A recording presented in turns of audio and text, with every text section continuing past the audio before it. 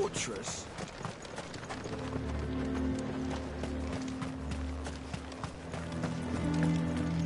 I would speak with this Duke. Saw the captain just now. Your town needs you.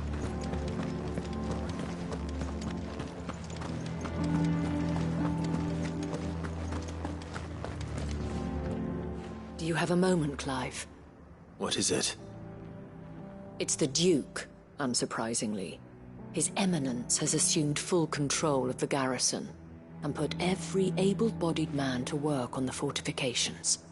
The town was left all but unguarded, so Philippe was compelled to form a citizens' watch to fill the void. And though my dear boys have been characteristically willing to assist him in this, they want for bodies. So I was wondering if you would lend them your strength, that the people of Northreach might sleep easier, if only for a few nights. Of course. Whatever you need. Thank you, Clive. What would I do without you? Philippe told me he had men stationed at... Where can I find the mistress of this establishment? Here, my lady. To whom do I have the pleasure of speaking? My name is Sabine, and it is my displeasure to be the daughter of the Duke of Oriflamme, who I understand is causing you and your town no small amount of trouble. I wish to speak to you about what might be done. Very well. Let us speak. I trust you'll forgive me, Clive. Absolutely. Our conversation can wait. Please, proceed. As you know, my father is a most overbearing and supercilious man, and I join you in objecting to his every action. Indeed, I owe you my thanks for continuing to argue against his reckless plans. Yet I fear he is not one to be swayed by reason. No. He must be made to face the consequences of his actions. And who would make him do this? I would. Myself and several other like-minded individuals. Were you to join us, we would surely have the strength to drive him from Northreach for good. Does that not seem a trifle... drastic? Drastic action is precisely what is called for. Unless you are content to see your people downtrodden and dispossessed. My father would have it that citizens exist only to serve the Empire. That they should be forced to make every sacrifice to ensure her revival. But he is wrong. It is not the people who must serve the Empire, but the Empire who must serve her people. He's always been like this. Scornful of the opinions of anyone he judged beneath him. But he cannot be allowed to ride roughshod over the common folk any longer. We must fight him by all possible means. Fight him? No. My purpose is to quell the tension in Northreach, not to stoke it. Respectfully, my lady. Our only chance of saving this town depends upon every one of us uniting against our common enemy. Your father and his followers included. While I understand your frustrations, I cling to the hope that he may yet be won round. False hope, I assure you. But I see that your mind is made up. I shall bother you no longer. If you will extend me the same courtesy, I bid you good day. She certainly has spirit. Indeed. But unfortunately for us, that spirit is only likely to harden the Duke's resolve, which may be enough to seal the fate of this town. Not that she cares. This is all about her and her father. Families. I'm sorry, where were we? Ah, yes. I was about to tell you of Philippe's plans for the town watch, but perhaps it's better that you heard them from him. I believe he's in the market, if you'd be so kind as to seek him out. Right away. It's just a pity I cannot join you. I'd like to see the two of you in action together.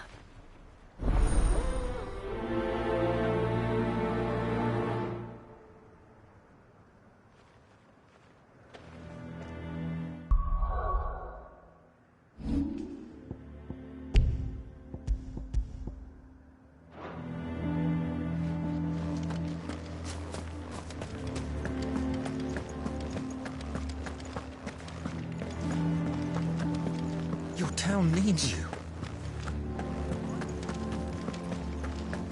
Saw the captain just now.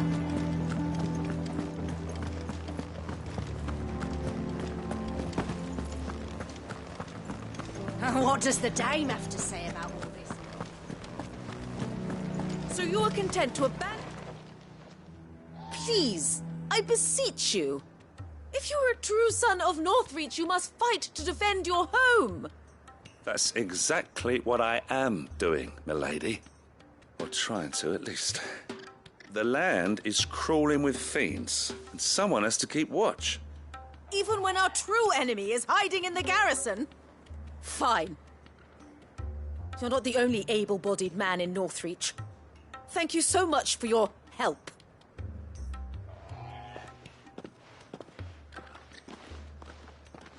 She cornered you too, then? Could hardly get a word in edgeways. Like father, like daughter, eh? She made an uninvited appearance at the Vale earlier, hoping to convince the Dame to join her in fomenting rebellion. I bet that went well. Her ladyship seems to have a way with people. Anyway, what brings you here? Our mutual friend thought you might welcome some help. Oh, she did she? Right as always. In fact, you're just the man. We've had some reports, you see. Sightings of, you know what. They're back. Seems that way. All over, too. We haven't been able to confirm anything yet, but if you're willing, you could go and see what's what. Right. Where should I look? You know Grieger's Weep? One of the sightings places them somewhere on its shores. I'm on my way. Thank you, Clive. I'll look into one of the other sightings. Let's rendezvous back here later.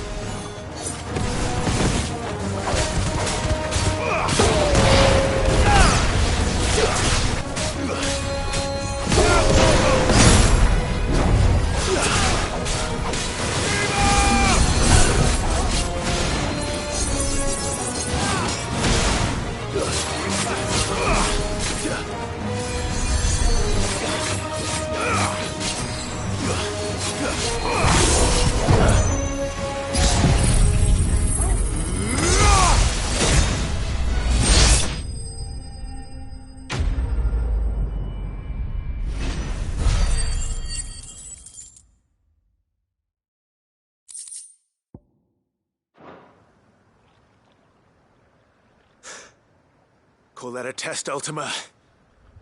Clive, it's me. Are you all right? I am. But it seems the reports were true. The thralls have returned. I dispatched the few that I found, though. Well, there's something, I suppose. But what were they doing south of town? They all came from the north last time. We might be able to fend off an attack from one side or the other, but from both? Do you have eyes in the north? Some. I should probably go and have a look, though, just to be sure. You head back to Northreach. I want you there just in case war breaks out while I'm away. What do you mean? Her ladyship's been busy working her magic on the townspeople, stirring up ill feeling towards her father. She'll have her marching on the barracks if we're not careful. What? This is exactly what the Dame was afraid of. I'll do what I can to calm things down. Be careful out there, all right? Don't worry, I'm not like you. One sniff of those things and I'm running back to town screaming blue murder.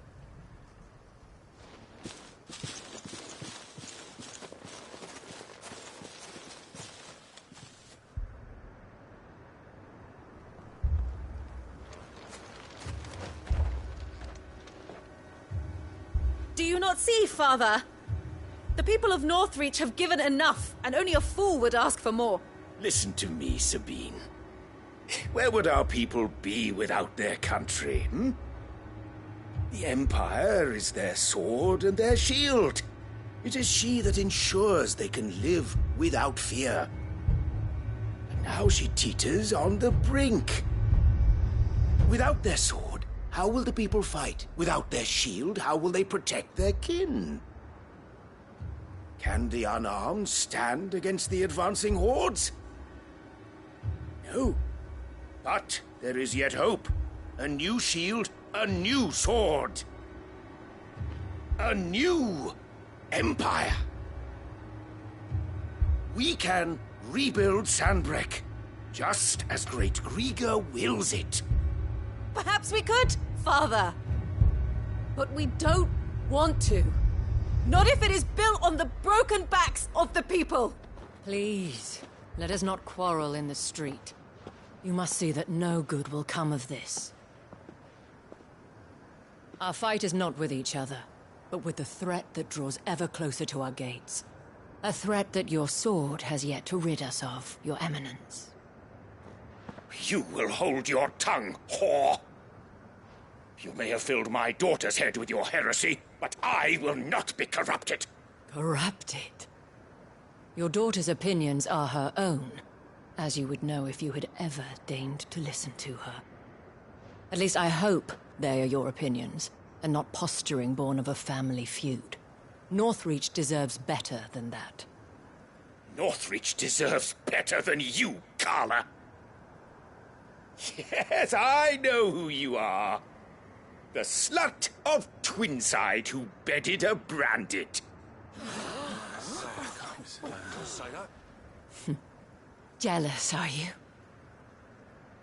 That a woman might choose a bearer over a pious man of Grieger. Clive! I met a swarm of thralls coming south from Oriflamme. Hundreds of them. Too many to count. No. Work on the fortifications has scarcely begun.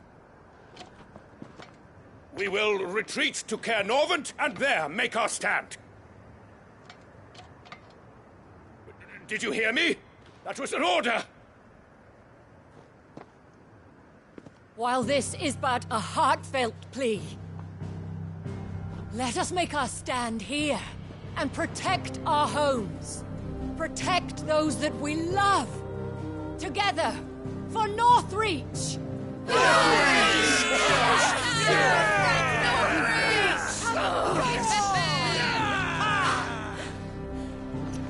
You heard the dame. What are we waiting for? Pikemen to the gates. Archers to the roofs. Quickly, come on!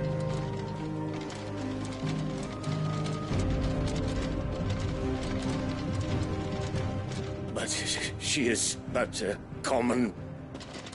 Whore, yes. And we'd follow her to the gates of hell.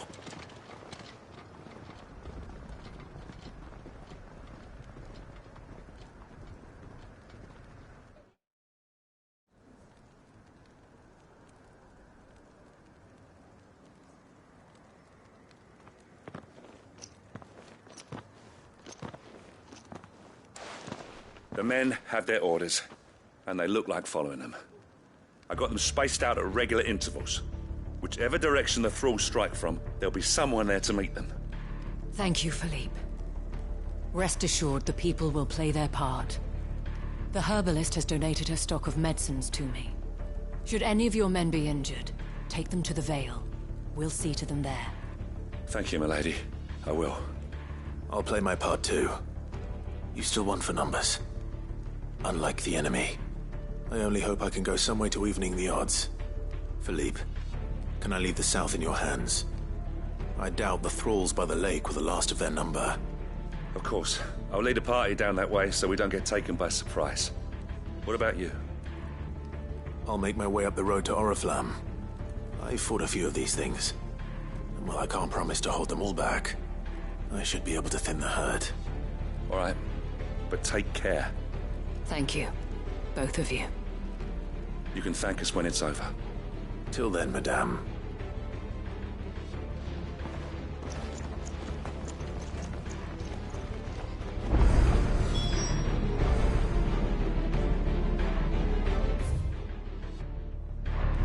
When the fighting begins, we can take refuge in the barracks.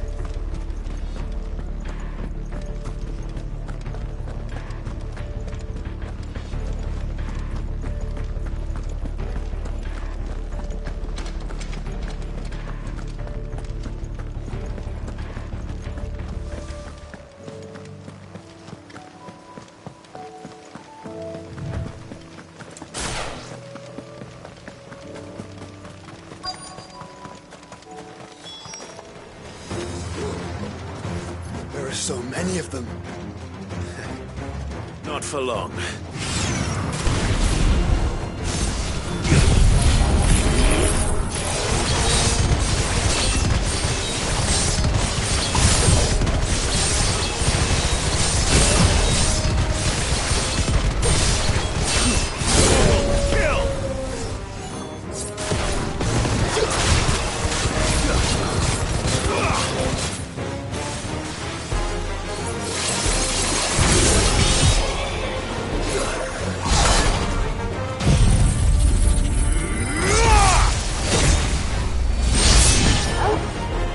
Is it over?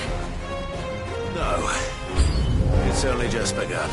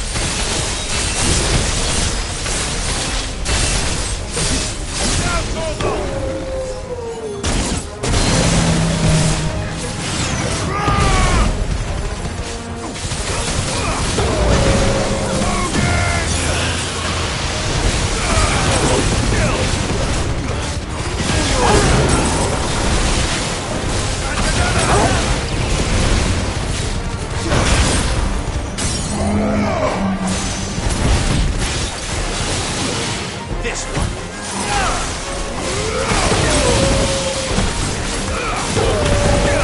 You lose.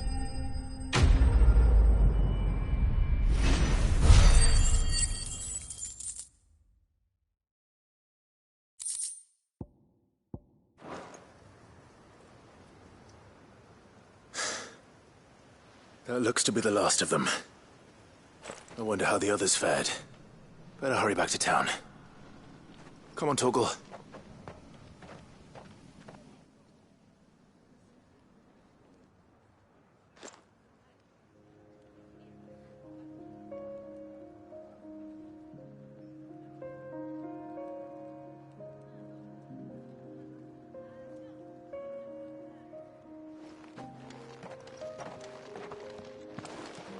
Clive, it's good to see you. And you. The road to Oriflamme is clear. How did you and your men fare? Well, we ended up fighting for our lives down by the lake. Took a few nicks, but nothing the girls of the Vale can't put right. Glad to hear it. Well, it seems we've survived. For the time being, at least. I thank you both for answering the call. You were right. And I was wrong. About everything. I had thought that the only way to unite the people was under the banner of Empire. That without a strong hand to guide them, they would drift apart. To be borne hither and yon by the eddying currents of fate. But you brought them together. Not by force, nor by the exercise of goddess-given authority, but by simply being one of them. By knowing what they feel, because you feel it yourself. Our purpose was ever the same, Your Eminence. You were merely distracted by a loftier vision of empire and glory, while our eyes beheld matters closer to home. You have the right of it again, as did you, Sabine. His Radiance said it himself. Sanbreque is naught without her citizens. I forgot that. And I am sorry. I'm sorry too, Father. I should never have taken things so far. I only wanted you to understand how the people felt. How I felt. But my anger got the better of me. Do not blame yourself, my dear. This was my doing. I should have listened to you. To all of you. Your Eminence. Your Ladyship, I do not doubt that you came here with the best of intentions. But I believe the same could be said of us all. We all want safety, security, prosperity. Not just for Northreach, but for the entire realm. And we may yet achieve it. If only we work together. Will you join us in this? Yes. We shall. Thank you, Your Eminence. Now that that is settled, I must go and see to the wounded. The Vale's doors are always open to any soldier in need of relief. And today there are more than ever before.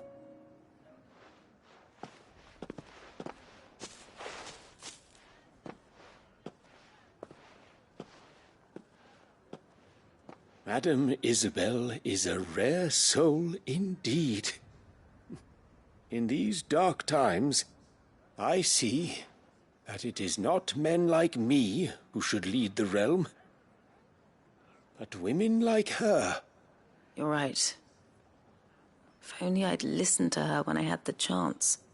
Forgive me for saying so, milady, but you still do. The Dame said it herself. We can turn things around. We just have to work together. And that goes for you, too. You're one of us now. One of you? Well said, Captain.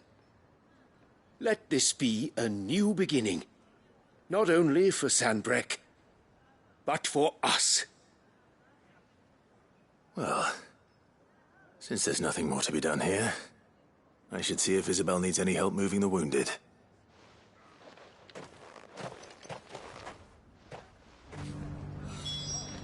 Can we get you anything?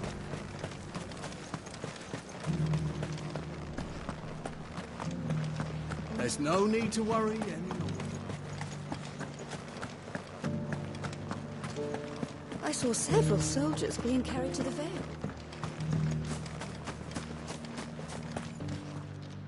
How goes the treatment of the wounded? I'd be happy to man one end of a stretcher if it would help. You've helped quite enough for one day, Clive. Thank you. Don't mention it. Oh, but I must. After all you've done for this town, it is the very least you deserve. Tell me, if Northreach had fallen, what would you have done? A woman of your means could find a home anywhere in the realm, but I sense you would rather have died here. It's a long story. For you, madame, I have all the time in the world.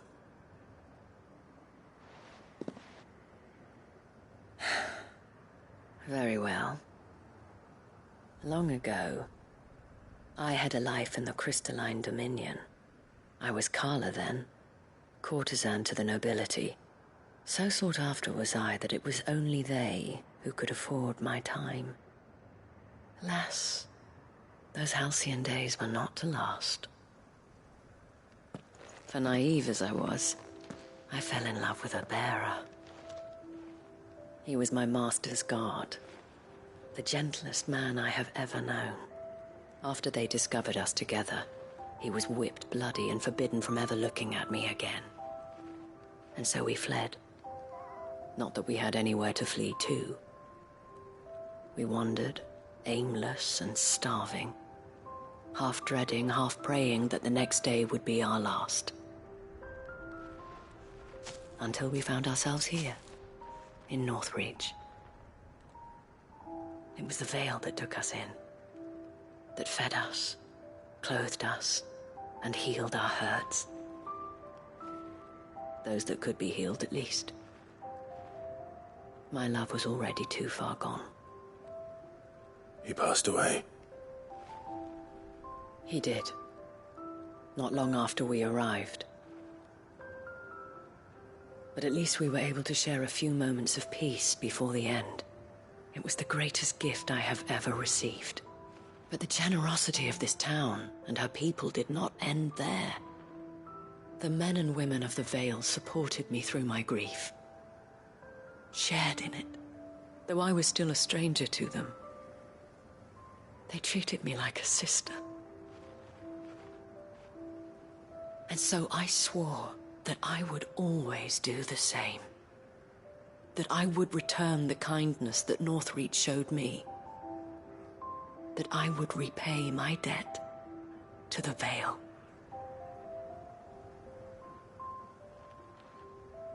Thank you, Isabel, for sharing this with me.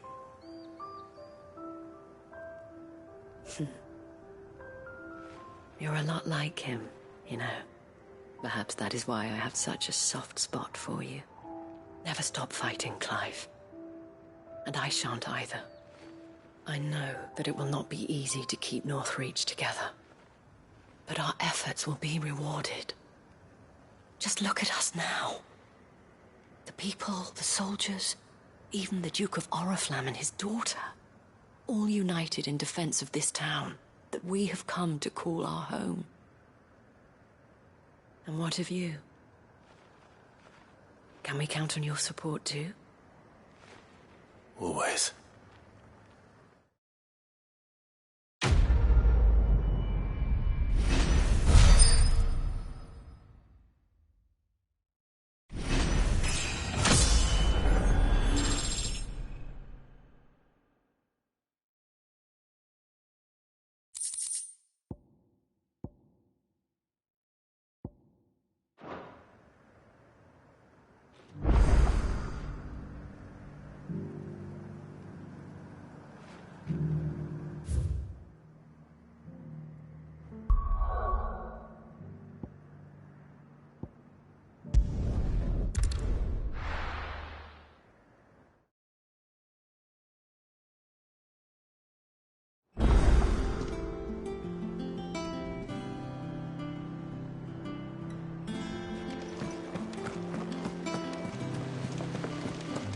There's something about it.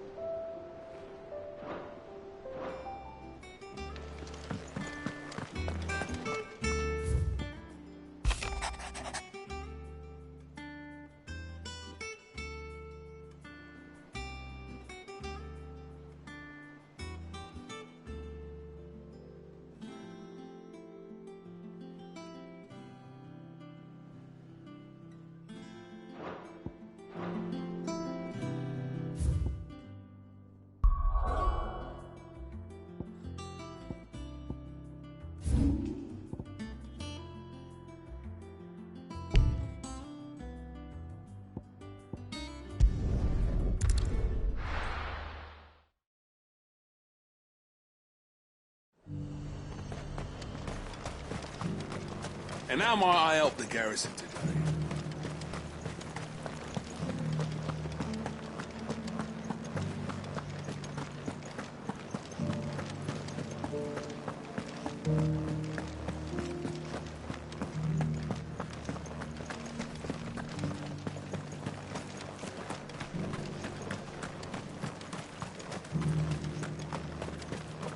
Those things didn't fight like men.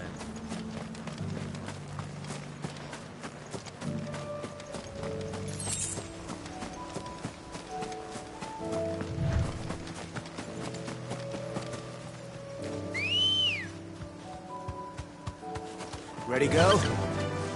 Yeah!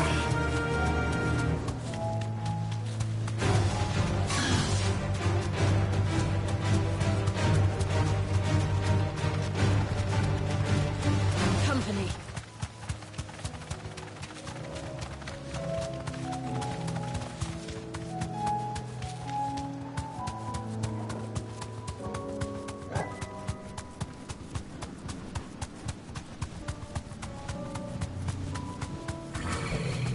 Be safe.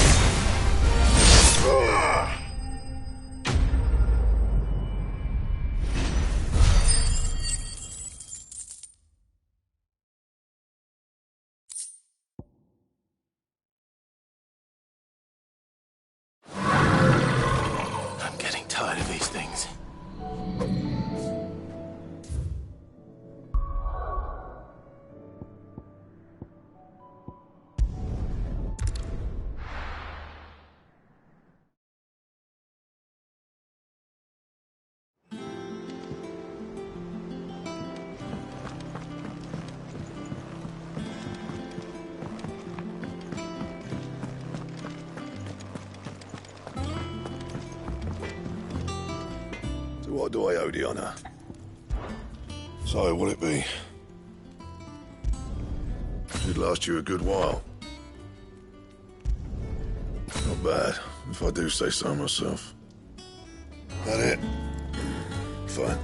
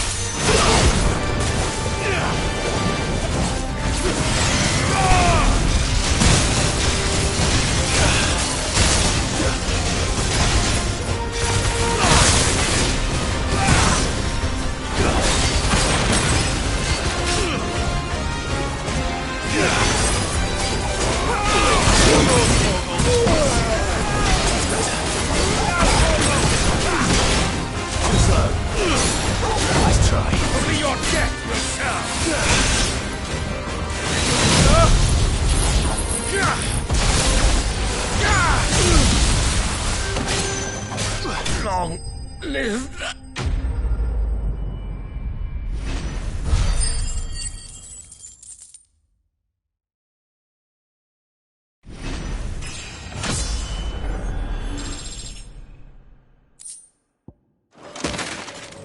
Damn it. Dion would have been glad to have you back at his side.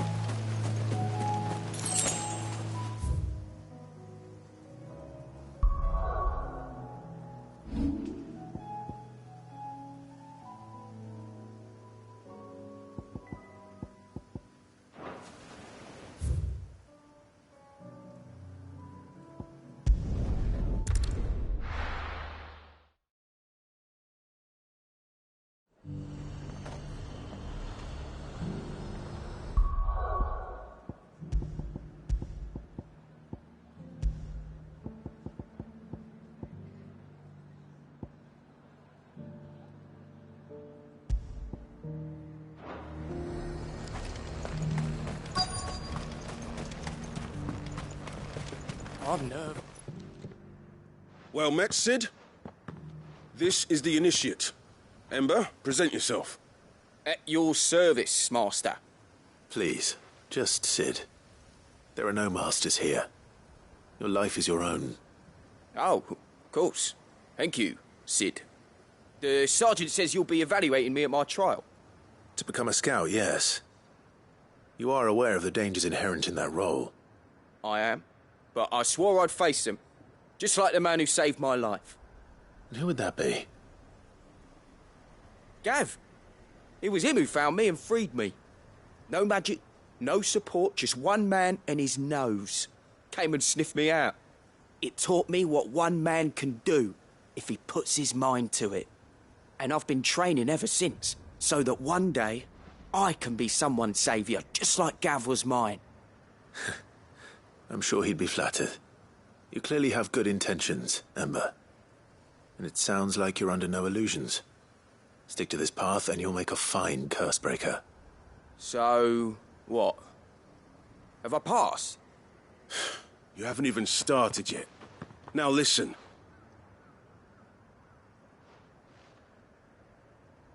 Not far from here is an Imperial lookout, Eastwatch. The guards there record all their sightings in a logbook. You are to find it and bring it here. And bring it here, right. Anything else? No. Sneaking into a heavily guarded Imperial outpost and stealing the logbook would be quite sufficient. You'll need to assess the situation, determine a point of entry, create a distraction and effect an escape, all without being discovered and thrown into an Imperial oubliette. Ember, Gav isn't our best scout because he can do everything. It's essential that you know your limits. Know my limits, right. I won't let you down.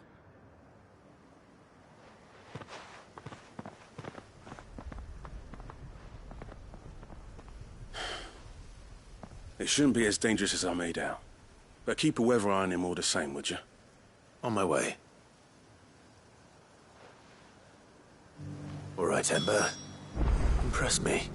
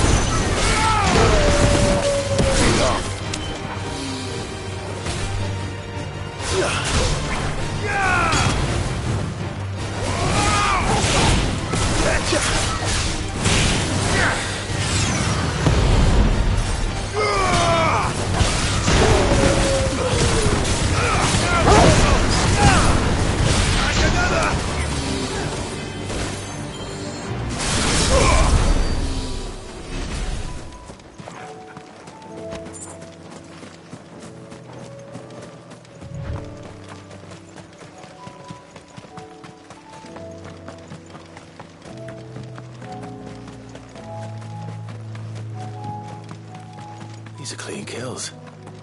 Perhaps young Ember really is ready. Or maybe not.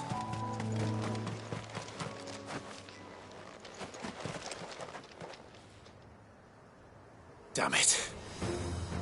Ember, draw your sword! I can't! Then run! If you want him, you'll have to go through me.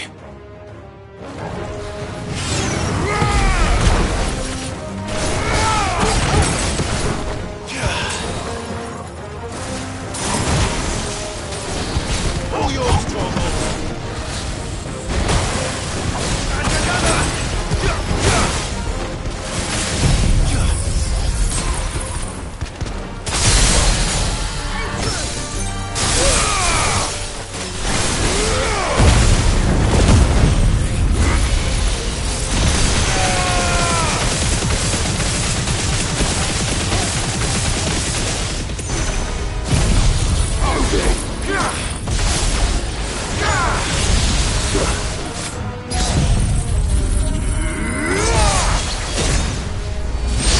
over.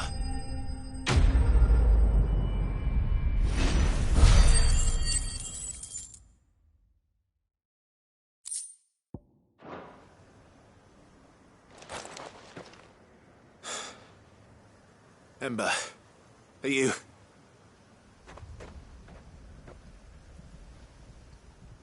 Gone. Of course. Scouts really are a rare breed. Back to Northreach it is, then.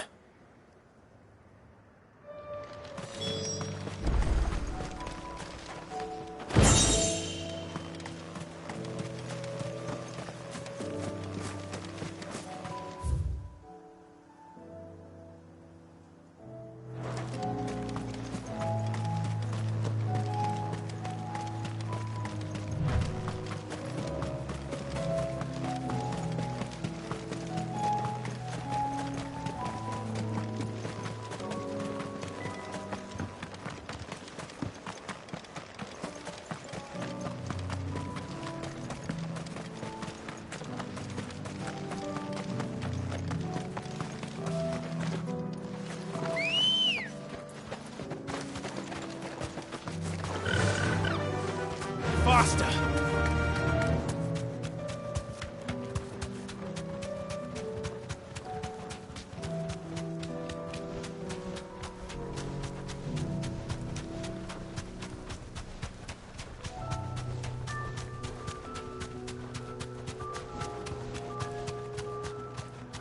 You deserve a rest.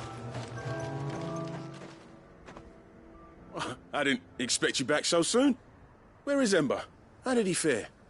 I thought I'd find him with you. He must have fled. I followed him to Eastwatch, where I found him being set upon by a wild Avis. He was just standing there. Didn't even draw his sword. I had to step in and take care of things. But by the time I had, he was nowhere to be seen. I assumed he'd set off in your direction, but apparently not. I'm sorry, Sid. I knew the boy had a nervous streak, but he seemed like... The right man for the job? I believe this is the logbook you tasked me with retrieving. Eh? How did you... Don't you tell me you breached the tower while Sid was busy saving your skin. What? Wasn't that what you asked me to do? To bring the thing back without getting caught? He has you there, Nazaire. And he did it all on his own. But Sid, he did what he thought was best. And now I have to decide whether I agree. Of course. We'll await your evaluation back at the hideaway. Don't you leave my sight. Yes, Sergeant.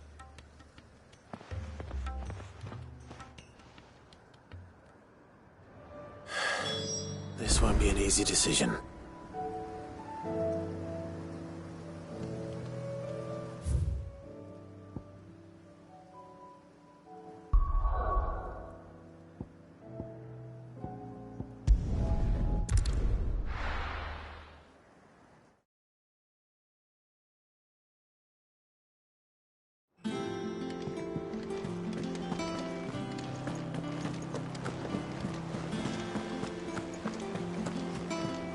You should have... Welcome back, Sid. Welcome back, Sid. Yes. Welcome back. Trip wasn't too much of a pain in the arse, I hope. Truth be told, it was me who suggested roping you in to help with the trial. But from what I hear, things didn't go quite as planned. No, they most certainly did not. Ember lost his nerve in the face of a beast of prey, but he didn't lose heart. He pressed on, and he achieved his aim. And is that not what we ask of our scouts? Indeed it is. Thank you for your honest appraisal, Sid. The fact remains, however, that Ember will not always have a battle-hardened warrior on hand to pluck him from the jaws of peril. All I have gleaned from this trial is that without someone watching his back, Ember is little more than a liability. Wait, Sergeant. Ember still has much to learn, it's true. And this time he was found wanting. But I'd say he's due a second chance, nonetheless. After all, he did do as you asked. With a bit of hard work, any hand can be made to hold a blade, and any mind can conquer its fears. But a scout's nose is different. You've either got one, or you ain't. And by sniffing out that log, young Ember here has shown he has a conch and a half. Wouldn't do to waste it now, would it? Fine. One more chance. I'll do whatever you ask. I'll spend my days and nights in the pit if I have to. I'll show you. Just you wait. Daft as a brush, that one. But his heart's in the right place. Just like someone else we know. And if you ask me, we've been leaning on him for far too long. That time the curse breakers took some of the weight off his shoulders, I reckon. You couldn't hurt. Just don't tell Gav I said so, will you? I won't have him thinking he's been hard done by. Next thing you know, he'll be asking for a day off. Chance would be a fine thing. Back to work. Forgive me, Sid. This did not play out as I expected. Things rarely do these days. But that's why we need men like Ember more than ever. Men who can make the best out of a bad situation. Remember that. I will, Sid. Thank you.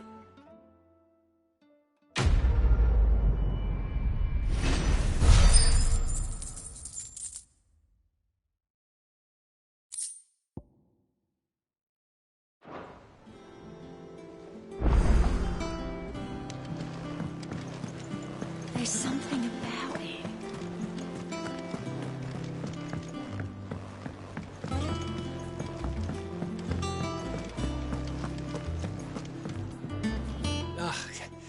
You alright?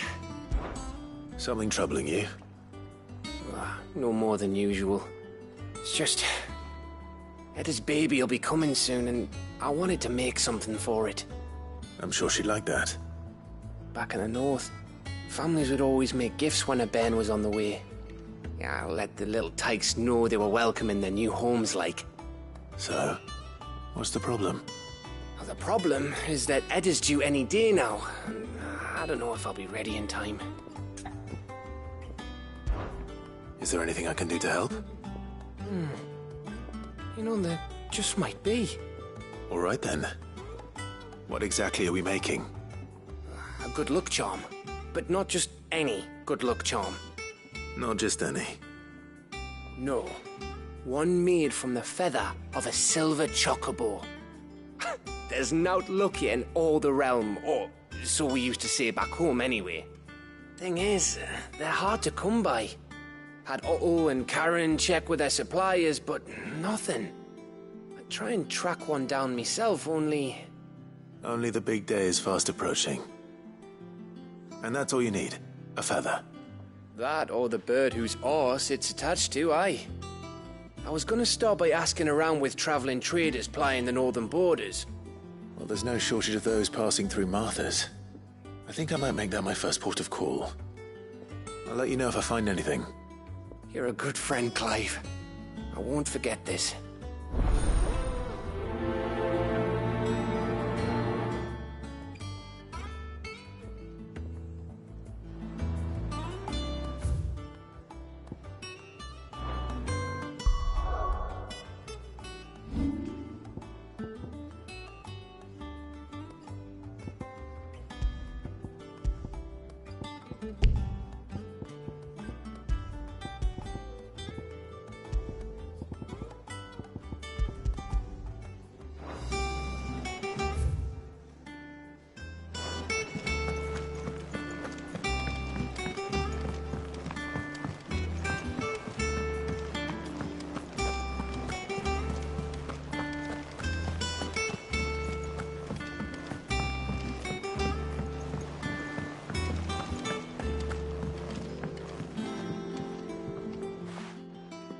Vivian, I read your note, and I'd be happy to help you find the book you're looking for. Thank you, Clive. But tracking it down will not be easy. Are you sure? Please. You have always granted me your wisdom and insight whenever I asked. It's only right that I return the favor. Or at least attempt to. You are too kind. Alas, what I ask of you is rather more trying than delivering the odd lecture. I spoke with Harpocrates to see if he had any inkling as to where another copy might be found, but... But perhaps it is best that you hear the details from him. If you say so. Forgive me, Clive, for asking this of you. But this book, it set me on the path to becoming who I am today. Its importance cannot be overstated.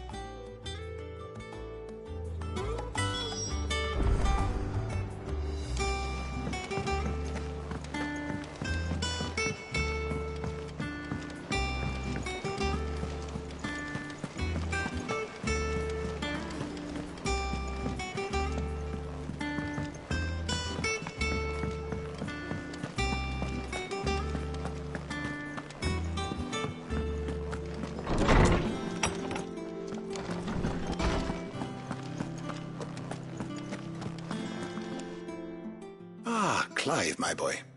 What a pleasure it is to see you. Harpocrates. There's something I need to ask you.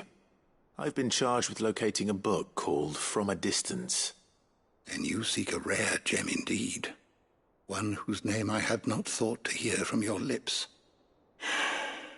You've been talking to Vivian. Right as always. But she didn't seem keen to tell me very much. I take it she didn't like what you had to say. And yet I gather it did naught to dissuade her. Clive, if the young professor has tasked you with obtaining a copy, I fear she asks the impossible. The executors would not allow it. The executors? Coveters of Secrets. A clandestine organization committed to the collection and intenebration of forbidden texts and technologies. One such text being the tome Vivian seeks, chronicling as it does the true history of the enslavement of bearers. A tale which could overturn the established order were it ever to become widely known. Or, so rumor has it. I've never actually read the thing, or even set eyes on it for that matter. How is it that I haven't heard of this organization? Why, secrecy is the executor's watchword. They lurk in the shadows, emerging only to seize that which must be seized, be it books, inventions, or people, before disappearing again, leaving nary a trace. Which would explain why Vivian's copy was snatched from her grasp not long after she found it. By the hand of the executors, yes. But what drives them? Self-interest or ideology? Fine question. Sadly, all that is known of the executors can be recounted in a single breath. You may just as soon ask me of their origins, numbers, or the identities of their leaders. Any answer I give would be pure speculation. Then my hunt was doomed from the first. What was Vivian expecting? That I'd pluck it from thin air? Not from thin air, no. From ash. Rumors of the executors are rife among the scholars of Storm, but rather less so across the strait. I have a friend. Well, I had a friend in the village of Garnick, a collector of rare tomes, upon which subject we would oft correspond. Alas, I have heard naught from him since the skies fell dark. And no doubt he, too, has turned. But, though he did not mention it by name, it is possible that a surviving copy of From a Distance yet rests upon one of his many shelves, quietly awaiting discovery. If you were, by some chance, able to save even a single book from the poor man's library, I know his soul would rest easier. Very well. When I next find myself in Waloed, I'll be sure to pay Garnick a visit.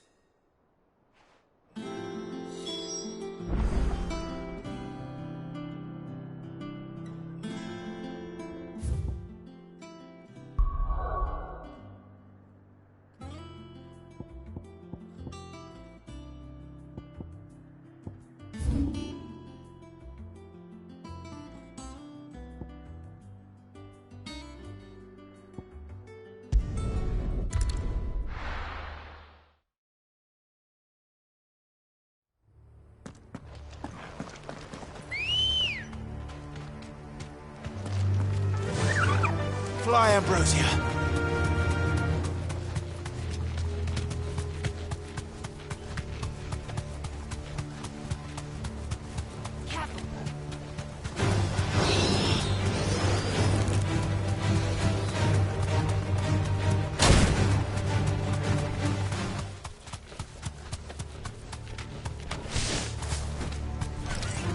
No holding back.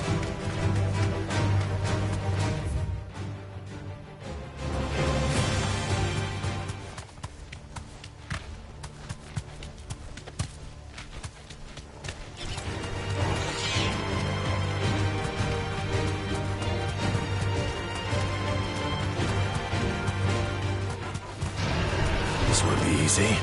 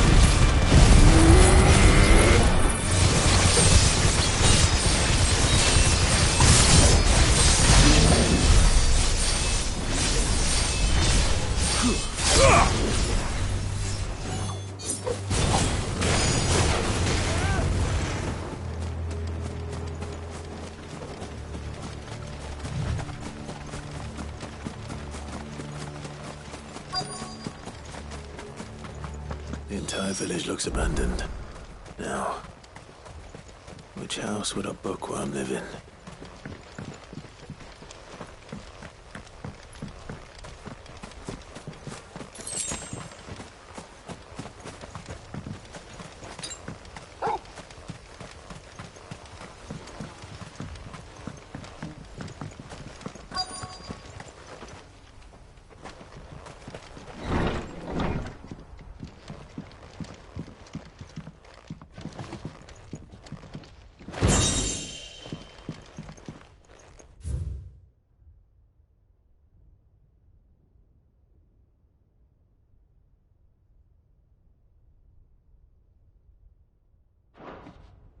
This is a Royal Army logbook.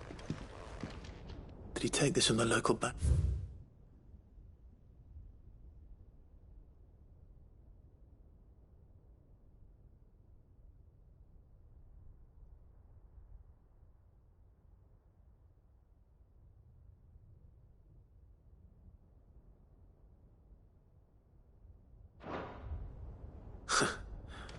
His interests were certainly varied.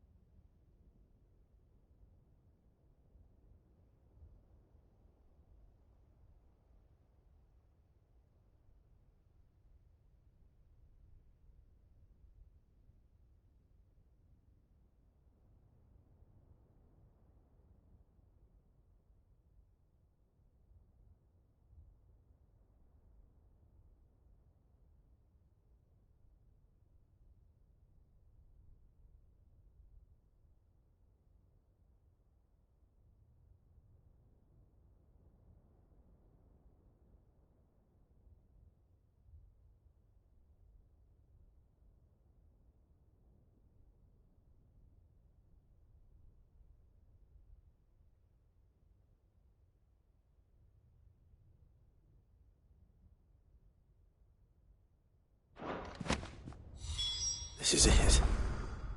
But if what it says is true, I need to get this back to the hideaway.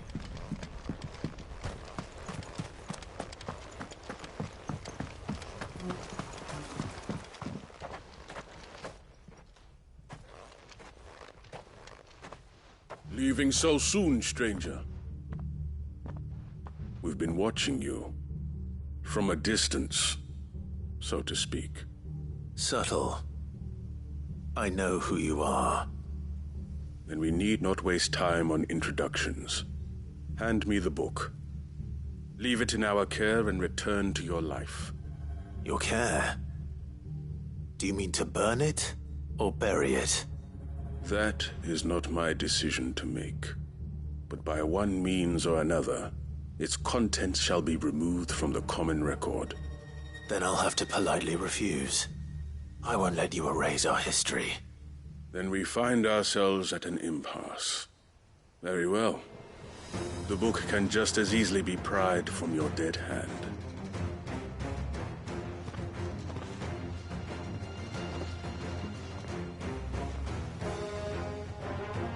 Let's see, shall we?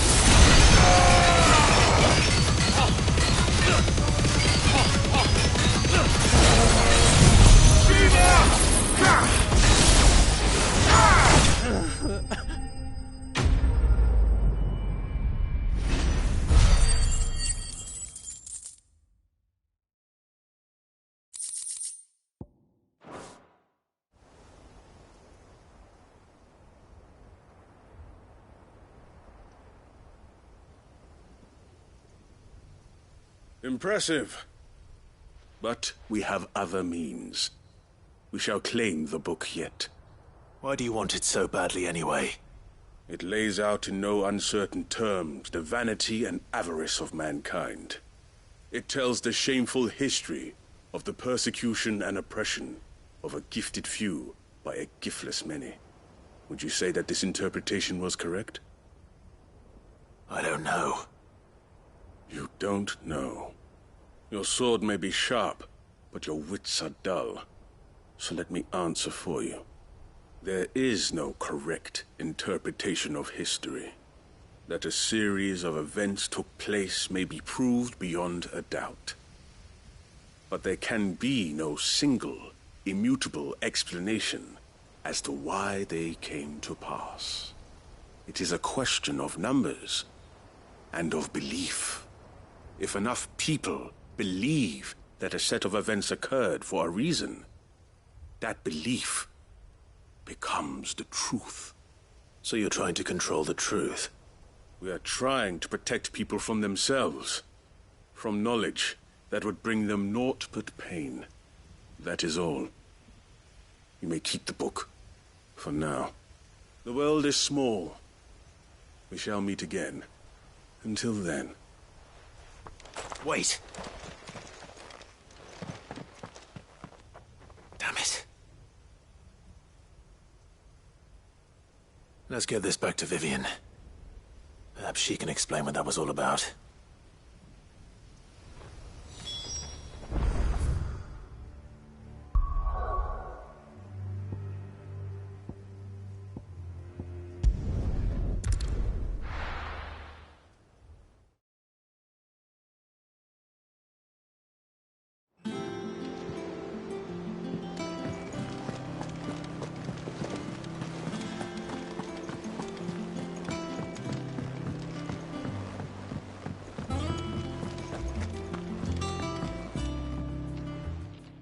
Vivian. I found it. The book you lost.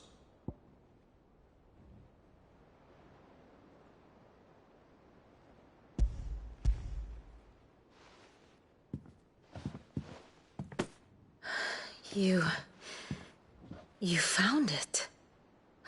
Thank you, Clive. Even though I asked this of you, I was not entirely sure it would be possible. I feared the executors had seized every copy. I met with one of these executors, and I convinced him to let me keep it. He told me something. That the truth is just a matter of collective belief. And that if enough people believe a lie, that lie becomes the truth. It does. But it also means that the truth is not immutable. That it can be changed. Provided that those who wish to change it can convince enough people that their perspective is the correct one. As the sad history of the bearers proves. You said that the book inspired you to become a scholar. It did. Or its author, rather. She was a heretic, you see. A firebrand and a dissenter. A gallows stood ready for her in every corner of the realm. And by shunning society, or perhaps being shunned by it, she stumbled upon a truth so potent that an entire realm trembled at the prospect of its utterance. I, too, have always felt somehow set apart from the world of men. A stranger to my own species. She taught me that my solitude was not a curse, but a gift. And that, though my journey to the truth might be a lonely one, what I found at my destination would be more than worth the cost. Do you still feel that way? That you're not one of us? Honestly, I'm not entirely sure anymore. Since coming to the hideaway, I find my thinking somewhat clouded. Perhaps the result of studying mankind from a rather closer perspective than I had intended. But the more I study, the more I find value in this perspective. In looking not from the outside, but from within. So if you'll permit me, I'd like to continue my work here. Remember, Clive, when enough people believe, belief begets truth. Give the men and women of this benighted world the gift of truth. Make them believe in you, as I do. I'll try, Vivian. I'll try.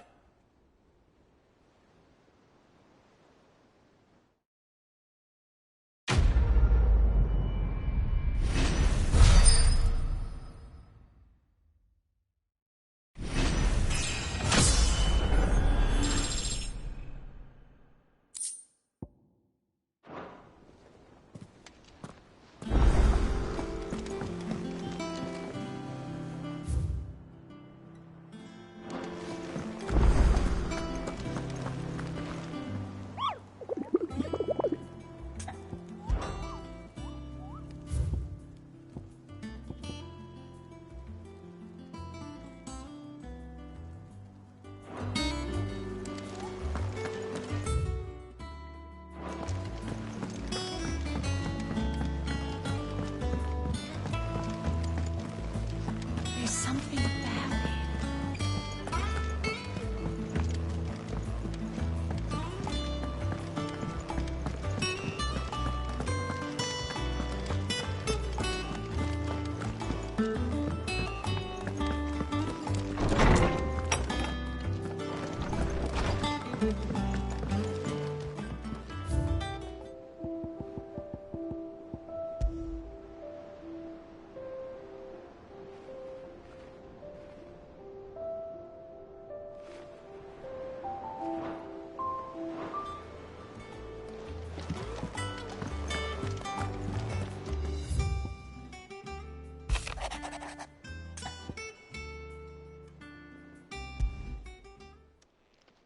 It's usually me making demands of Hippocrates. I wonder what this is about.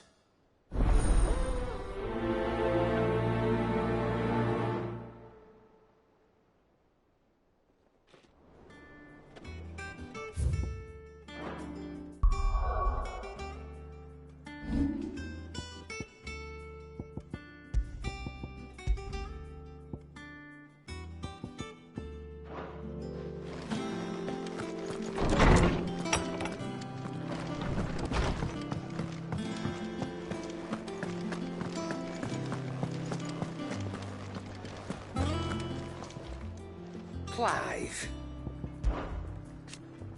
Ta-ra, then. Thank you, Karen.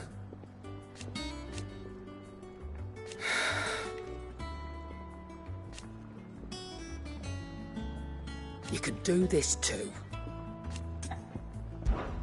Coin purse weighing you down.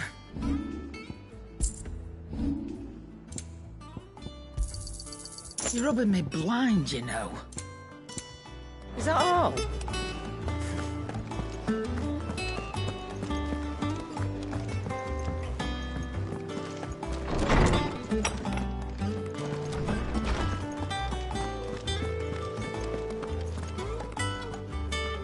Lawsman Harpocrates.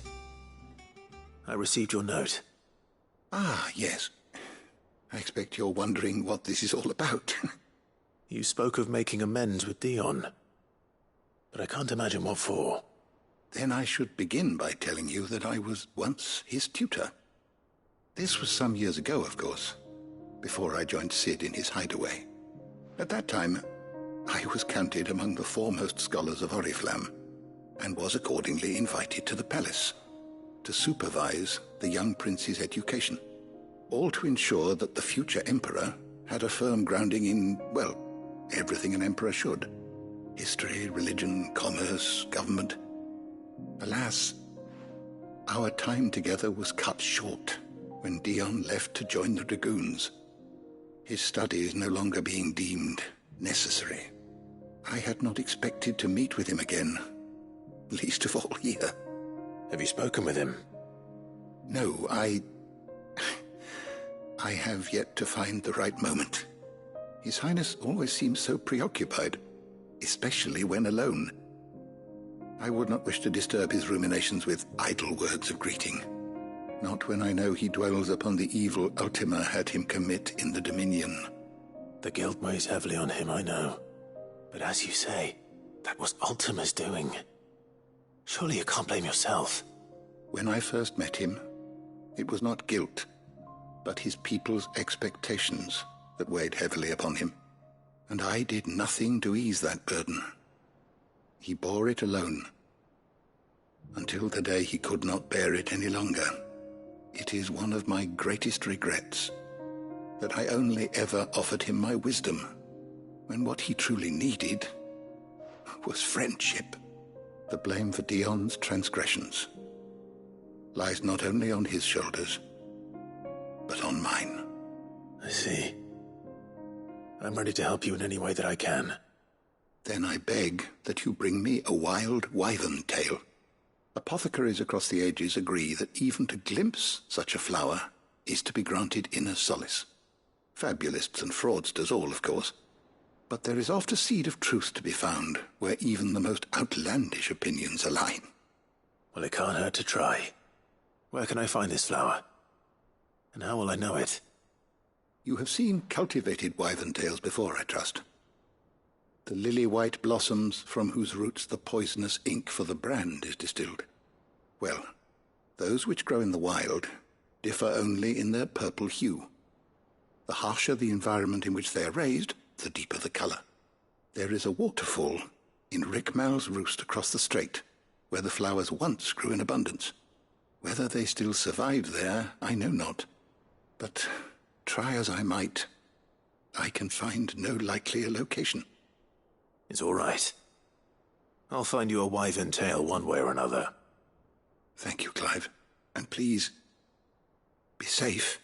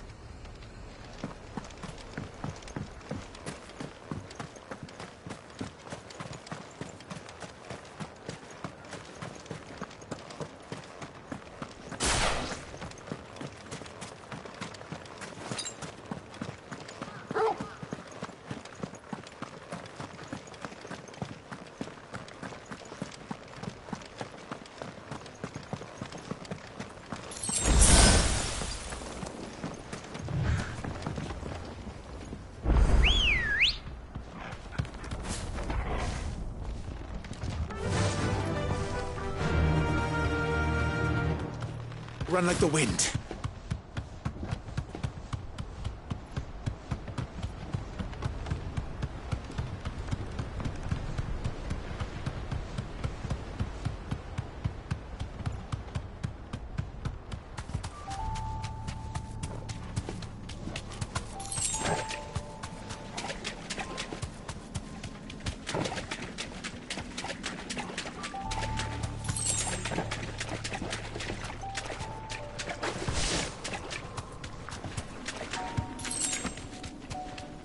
Seems this place has been flooded twice over.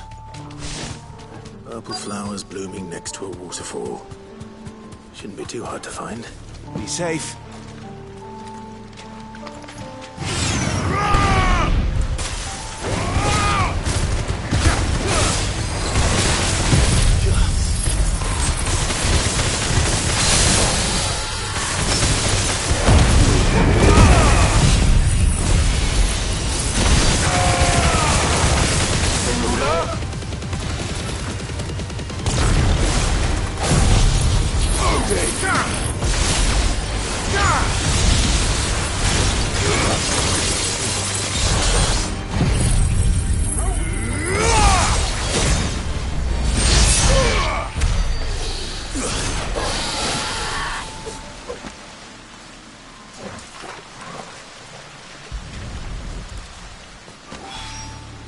Here they are.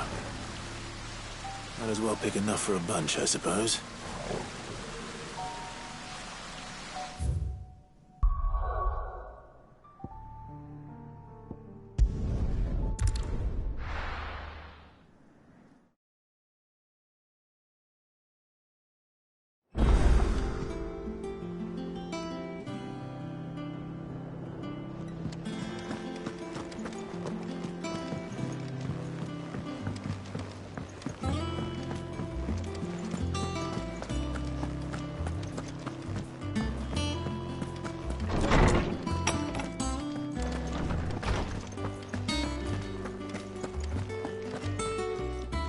Oarsman, I found the flowers you were looking for. You did? I think I did.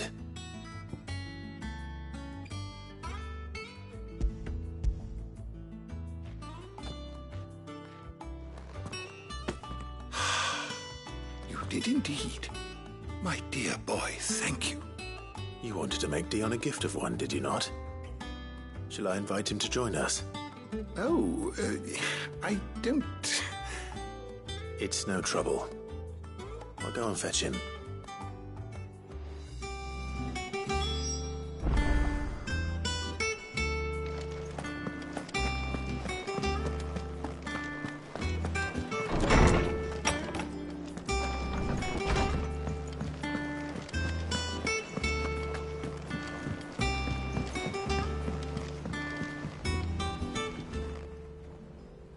Your Highness, would you do me the honor of accompanying me?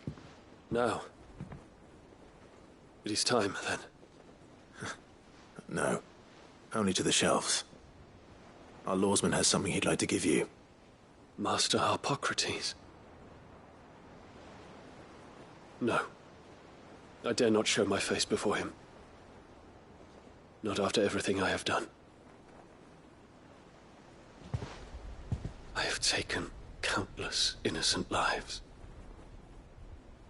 And ruined countless more. All because I was weak. I have sworn to atone for my crimes or die in the attempt. But were I to meet with him again, and see in his eyes what I have become, I fear that my resolve might falter.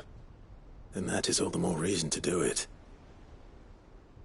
Test your resolve. Prove to yourself, and to him, how strong it truly is.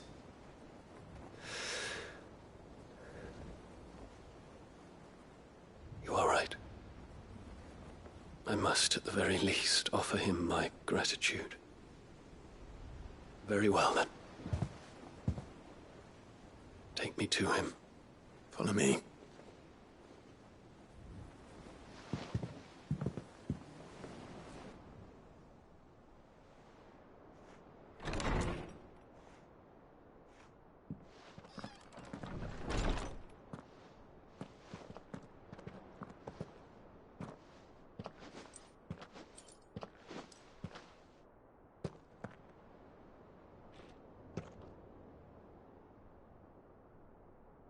Even now, I hesitate to approach him. What must he think of me? You'd be surprised.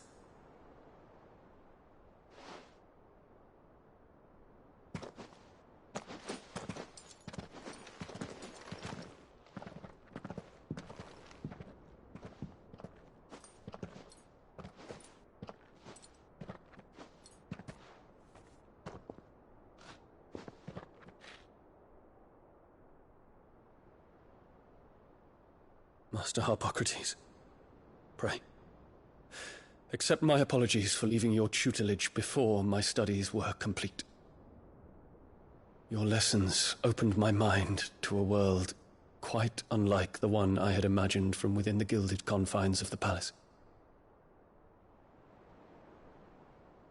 And I shall be forever grateful for the efforts you made to enlighten me. Lift up your head, Your Highness. The deeds of youth require no apology. That you took the time to visit me says much about the man you have become. Now, there is something I would like to show you.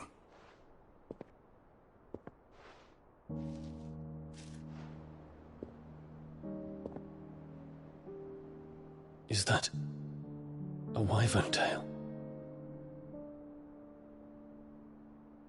The color is unfamiliar to me.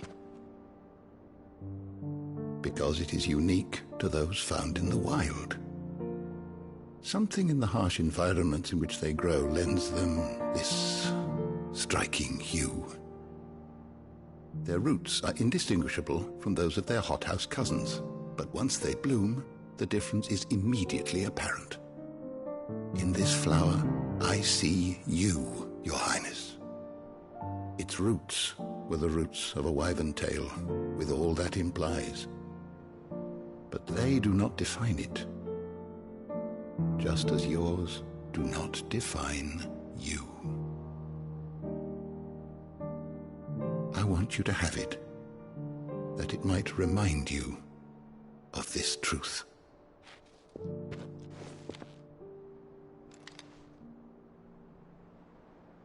Master Harpocrates, I would ask of you a service. Keep your gift until I have fulfilled my duty to the realm, for only then shall I be deserving of it.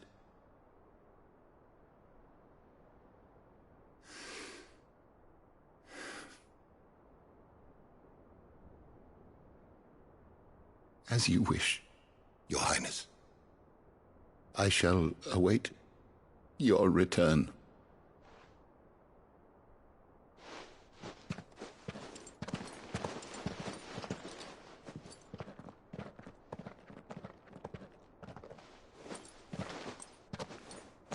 Our roots do not define us. No wonder my stepmother didn't like him. For reuniting me with memories I had thought long lost.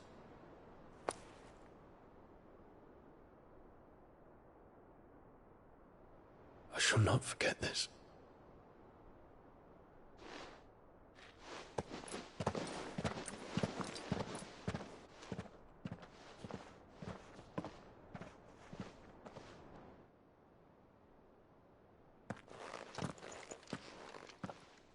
Thank you, Clive.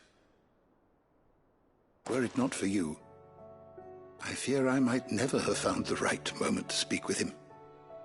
Not to mention the wyvern tales.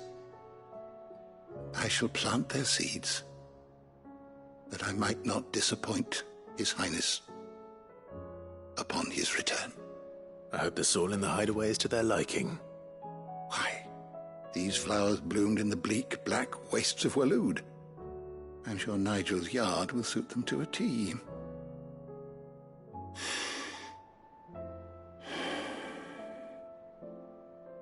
When it comes to expressing one's gratitude, I find that words are seldom sufficient. Here.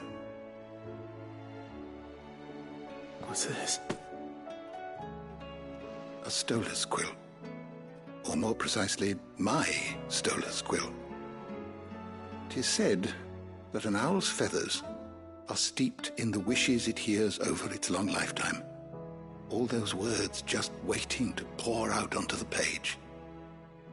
So consider this my wish for you. That one day you may put down your sword and pick up that pen. Well, when that day comes, I'll certainly have a lot to write about. Thank you, Harpocrates. It shall have pride of place in my chamber.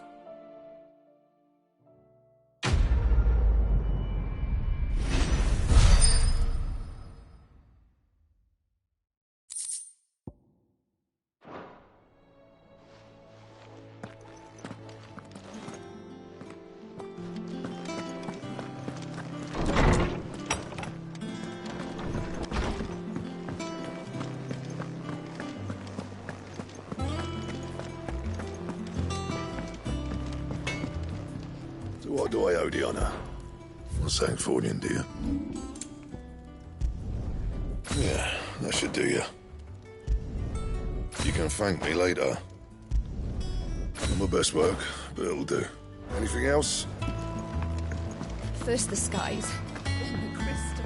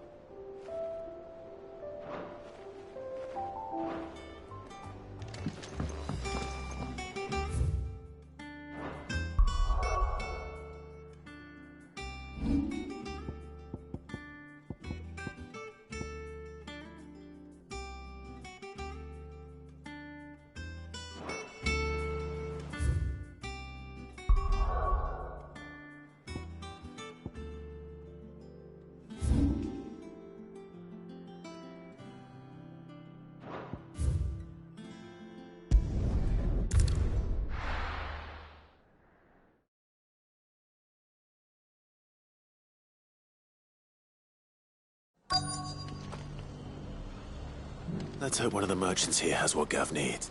Excuse me. I'm looking for something. Oh, well, then I'm your man. A silver chocobo feather. Oh, or maybe not. Though you're not the first to mention the bird around here. There was a man stopped by the rest not long ago, claiming he was attacked by a silver chocobo. Near some gutted hovel, not far from Eastpool. Most took him for a braggart and a liar, but who knows? Perhaps there was some truth to his tale. We'll see. Thank you.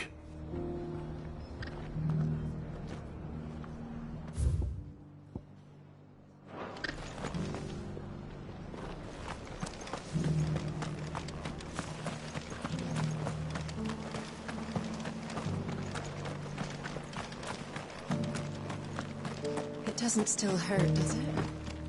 Oh, 1,000.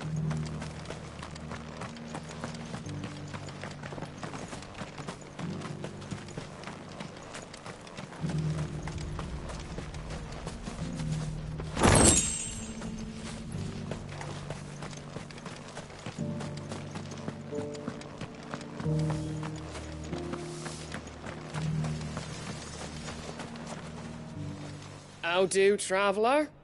You've the look of a man who could do with a new whetstone. Or perhaps a bawdy etching of the Vicerine. Maybe another time. I'm looking for a silver chocobo feather. If that's the case, rumours are all you're likely to find. No one has seen a silver chocobo for years. Word is they were all hunted for their feathers. Some northern nonsense about bringing good luck. Didn't bring them much, nor their bows. If any are still out there, I reckon they'll be doing their damnedest not to be discovered. You're probably right.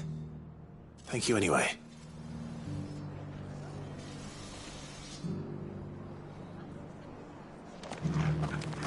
I've got greens of all shapes. Just because the heavens have gone to wreck and ruin it, don't you? Anything catch your eye?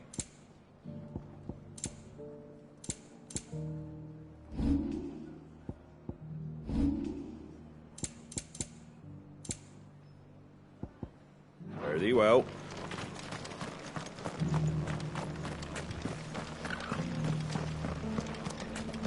We've got a few rooms going spare now. Look, Daddy. Shiny symbol.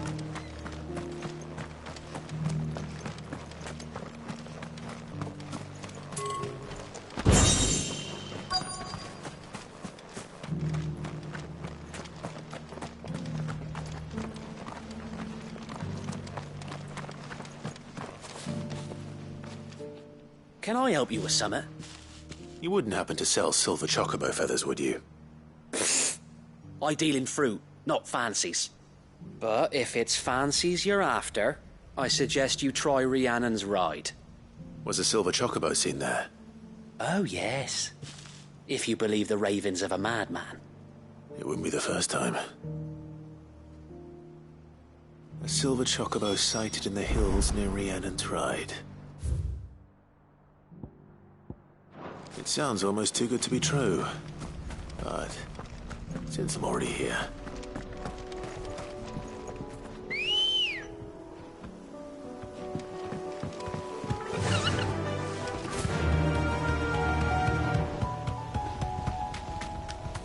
Can hardly make it quiet.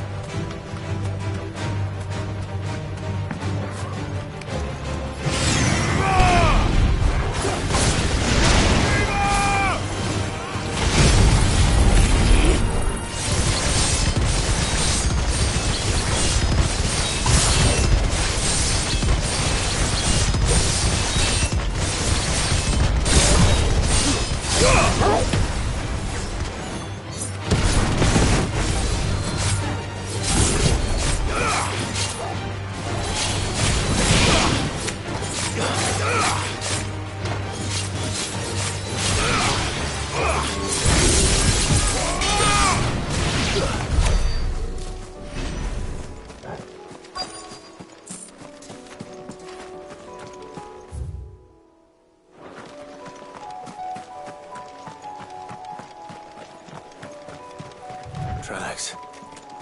They're not left by bandits for a change.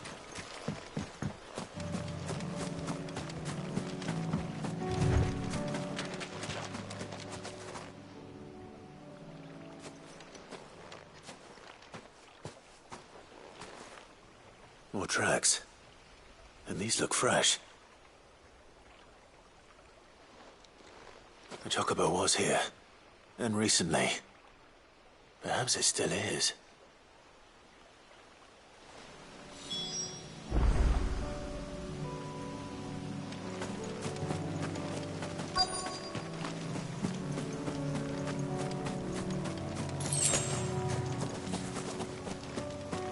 I don't hear anything.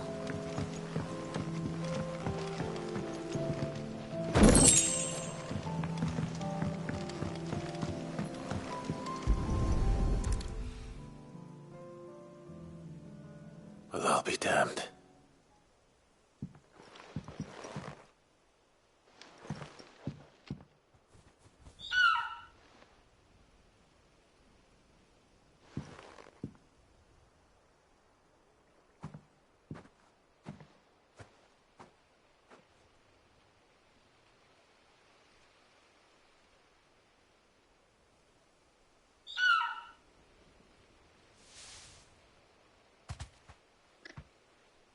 It's all right. I'm not going to hurt you. Just borrowing a feather for my friend.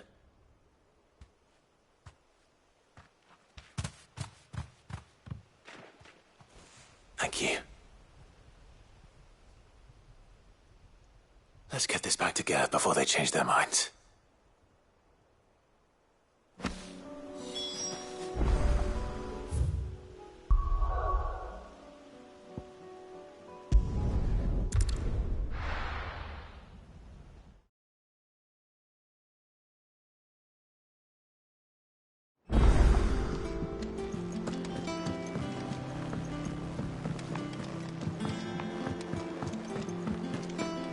It was no trouble. Clive, you're back. How'd you get on? Any luck? Any luck, you say?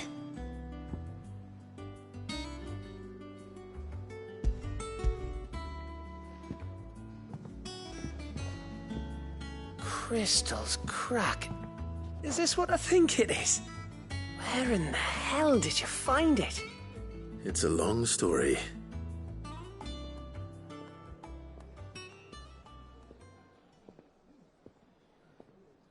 Right there on the road to Eastpool. Who'd have thought it?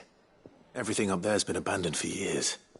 The empty cabin made for the perfect shelter. Though I fear my presence may have forced the poor creatures to look elsewhere. Don't blame yourself, Clive. The Blight's right on Eastpool's doorstep. They'd have had to move on before long, even if you hadn't have turned up. They'll find a new home. Trust me.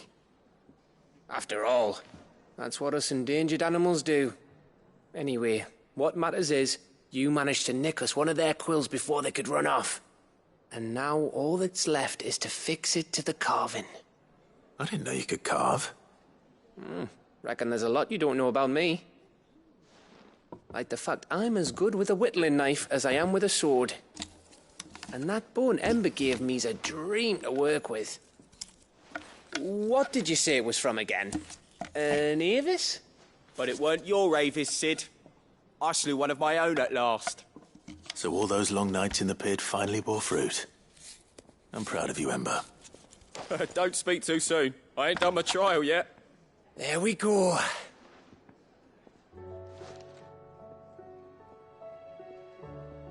What do you think? I think if you ever hang up your scouting cap, you'll be able to make an honest living. Oh, will I? I should go and see if Ed is awake. Give it my best. You can give it to yourself. Come on.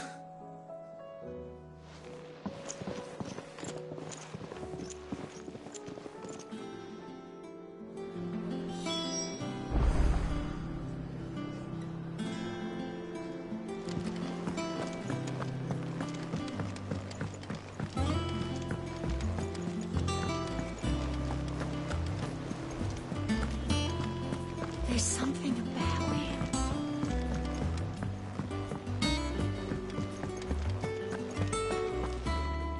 If you've got something to ask, ask. I know you'll do right by us, Clive.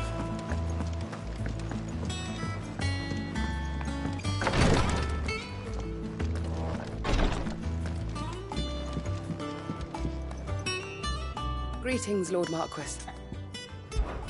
His Grace and I. At first,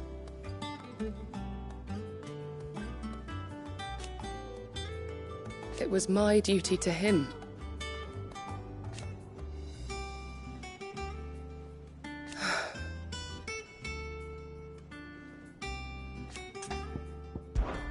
My lord. I am. I do not doubt it.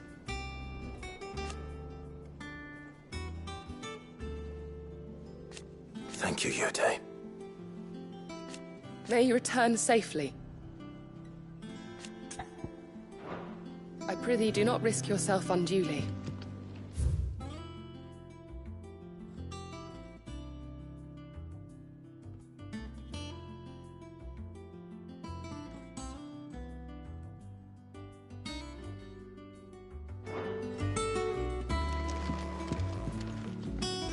Ah, me lords. How are you feeling? Well, thank you. Is something wrong? Wrong? No, nothing like that. What it is, Go on, please.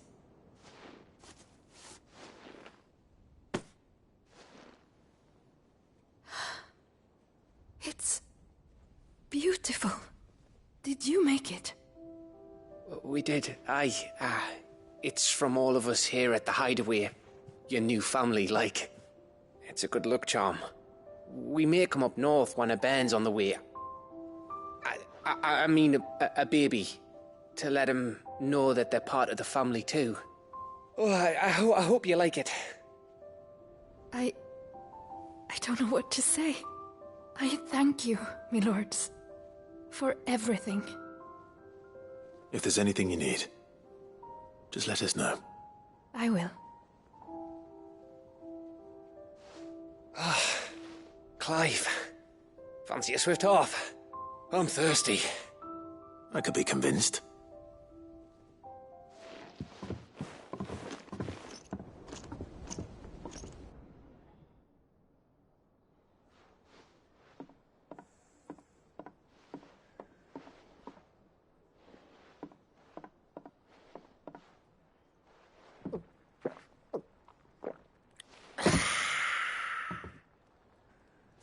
Don't you think you've had enough?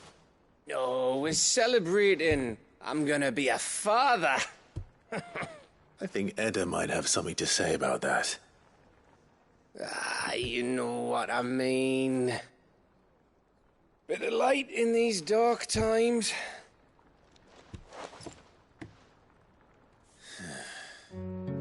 Wasn't long after me 10th name day. My mum told us she was with child again. I was over the fucking moon. I was looking forward to having a little one to lord it over. What with me being the runt of the litter. Thought I'd finally have a chance to prove to the world that I could be a big brother. Imperials came the day she went into labour. Had myself a baby sister. And then I didn't. Me whole family gone in a blink, while I hid in the cellar like the spineless little arsehole I was. Great brother I turned out to be.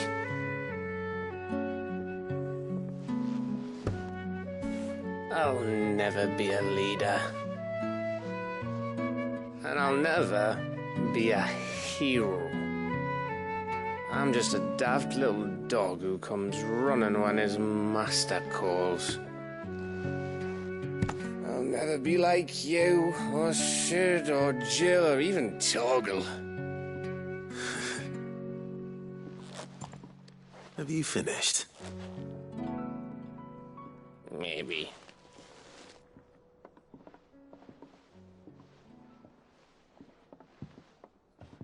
Do you know why you're our best scout?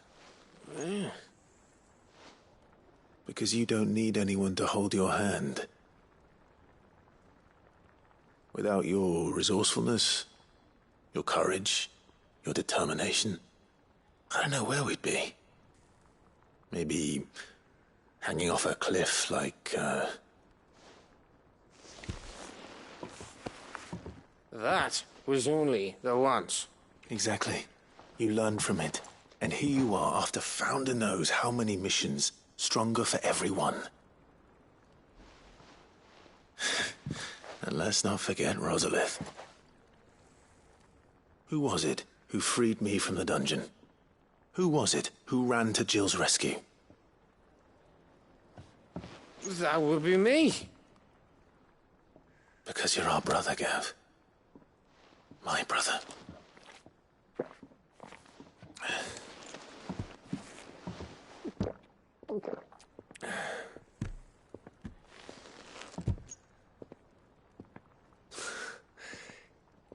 Your brother.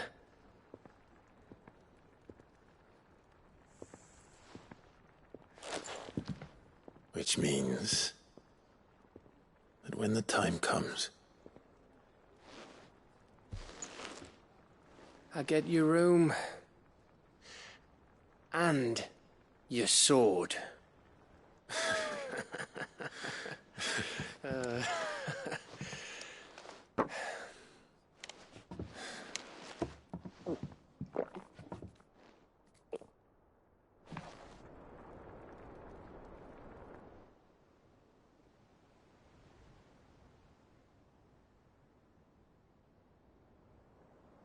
I may have had one too many.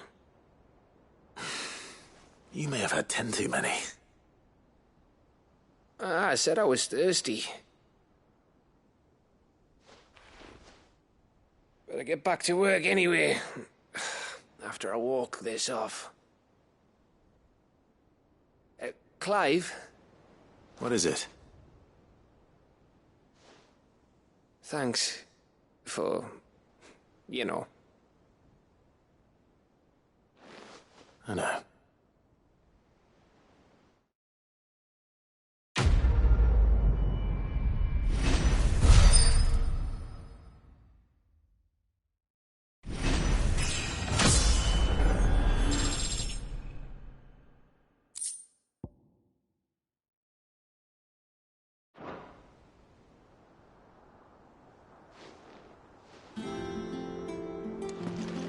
Do you think they'll come back?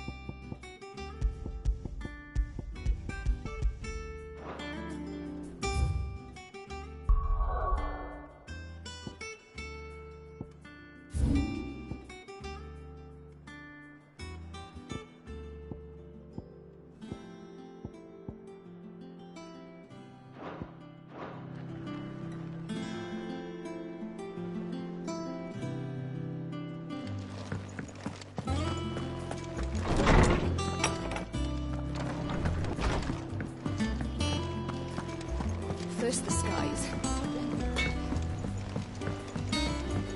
Say what you will.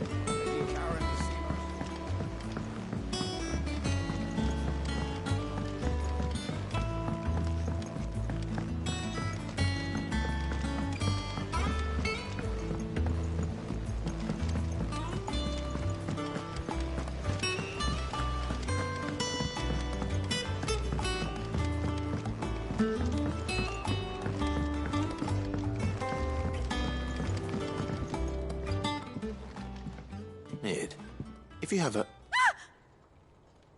That's it! I knew it! The answer was right here under my arse all along! If this doesn't steer to the skies, nothing will! To the skies? You aren't trying to give the Enterprise wings, are you? What else would I be doing? The children seem to think you're avoiding them. They're worried about you. Is this really so important that you need to shut yourself away from everyone? The Enterprise is already the fastest ship in the realm, and that's with the sea beneath her. But what if she weren't bound to the waves? What if she weren't bound to anything at all? It's not fair. The gods get the skies all to themselves, so I'm gonna do something about it. The Fallen had their chance, but they relied too much on magic. And see where that got them? But not me. I've discovered how to do it without. Well, almost. First, I need to make a prototype. And is that a one-woman job? Are you volunteering? I'll have you know the Enterprise is my baby. But if her godfather's offering to lend a hand, I'd be happy to take it. First, I'll need oil, and not just some old drippings from Miss Molly's spits in the Tub and Crown. Refined stuff, like they make in Ordil. Then I'll need some bone, or shell. Light, strong, preferably no longer attached to the beast it belongs to. If it's beast bones you're after, I'm sure the curse breakers will know where you might find some. No, they'll know where you might find some. You're the one who offered to help, remember? I should speak with one of the curse breakers before I set off for Old Hill. See if I can't find this bone while I'm there as well.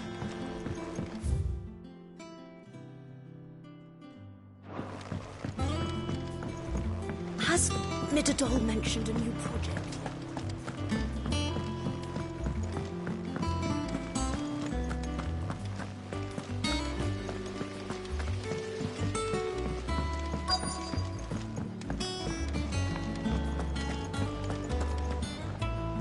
All right, Sid.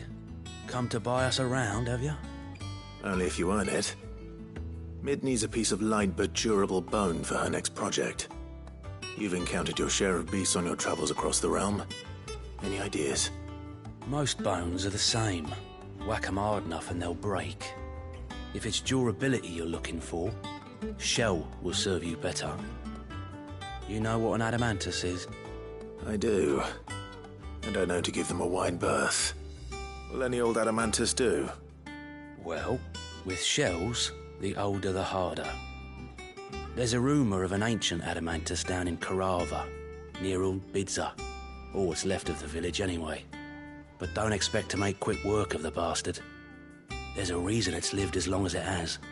I'll keep that in mind. Thank you.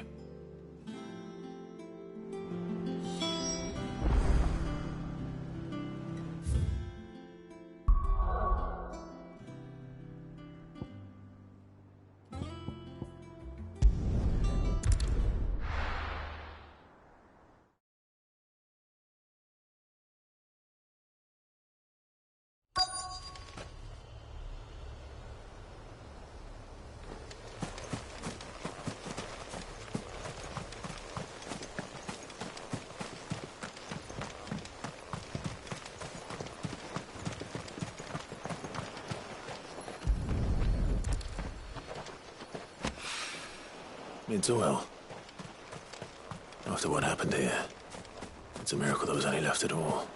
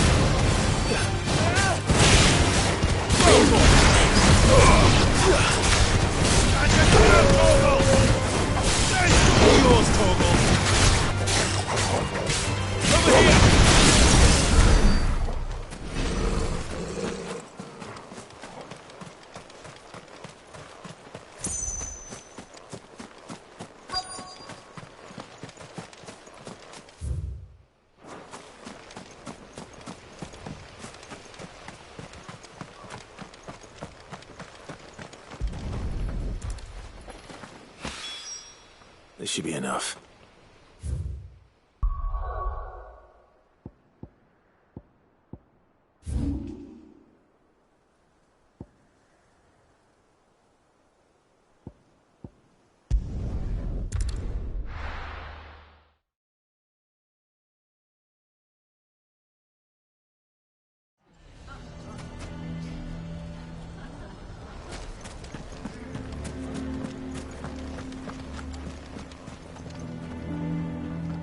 Here to help me pack?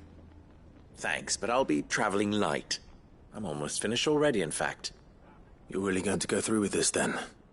I am. But before I go, there is one small issue I'd like your assistance with. Well, two, in fact. If it's within my power to help you, I will.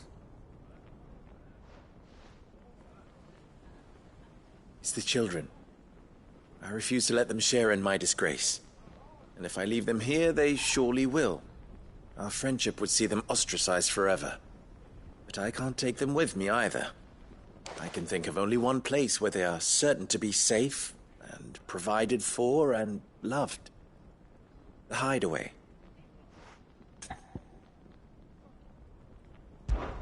Of course. The children would be more than welcome. Thank you, Clive. I will not forget this. Lubor, Are you still here? What is it, Ferda? You look pale.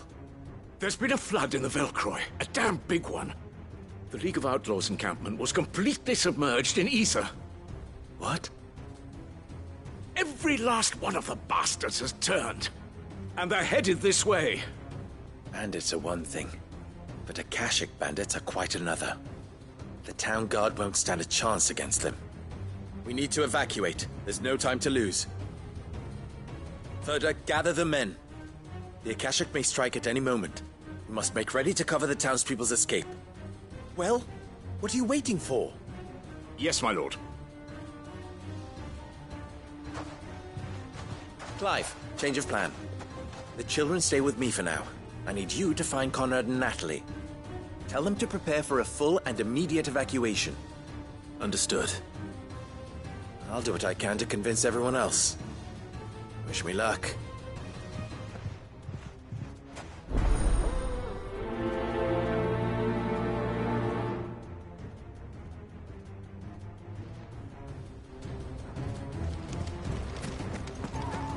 What's an Akashic?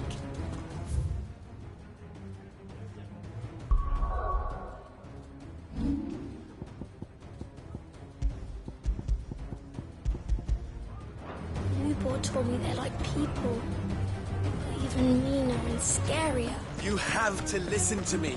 They're coming. Why do they always have to make such a...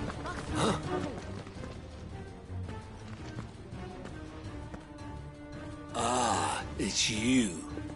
What do you want, Lord Underhill? To pass on an important message. There's been an ether flood out in the Velcroy. The camp where the so-called League of Outlaws were gathering has been swallowed. They're no longer just bandits. They're Akashic now, and they could be here at any moment. You need to begin preparing for a full-scale evacuation right away.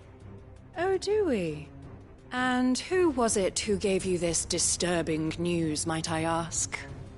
Lubor, perhaps? The man spreading the same poison out in the square as we speak. You may believe his lies, my lord, but we know better. But why would he lie about something like this?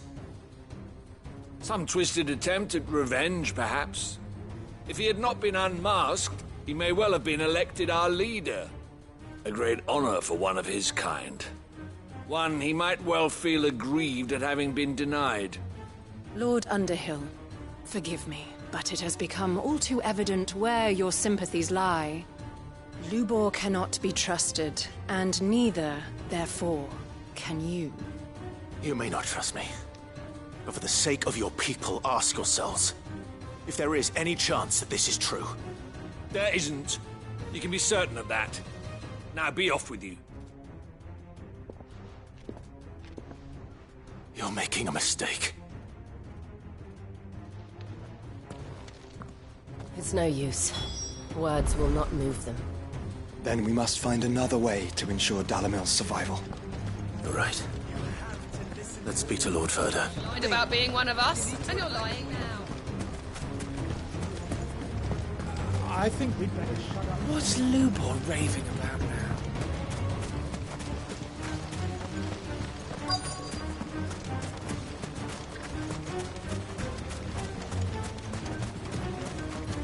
Are you looking for something in particular?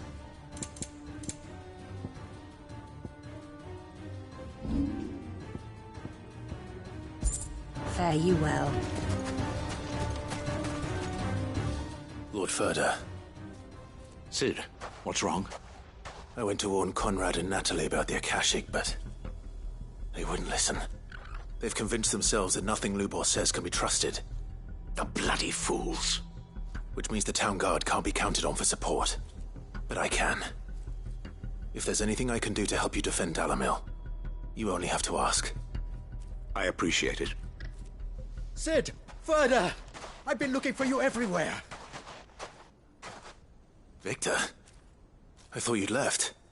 I couldn't abandon a friend in need. And Lubor is in need at this very moment. Come quickly.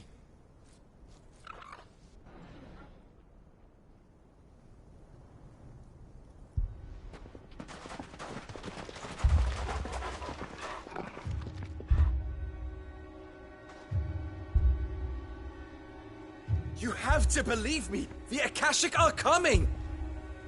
They don't eat, they don't sleep, they don't tire, and they don't care who they kill.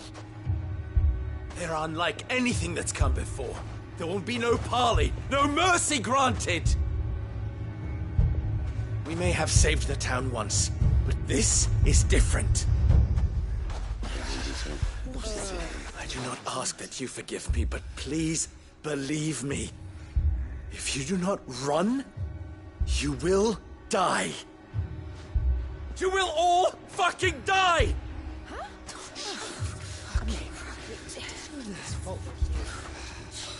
You'd like that, wouldn't you, bearer? Yeah, with us out of the way, your kind will be free to claim Dalamil for yourselves. You should run! Run, bearer! Yeah, run! Run! Far, far away! Run! Just go on. Yeah. Yes. Go. Come on, then. Go on. Go. Just go. Lubor. Wait. Someone's coming. Go. Come on. Stop! You're hurting him!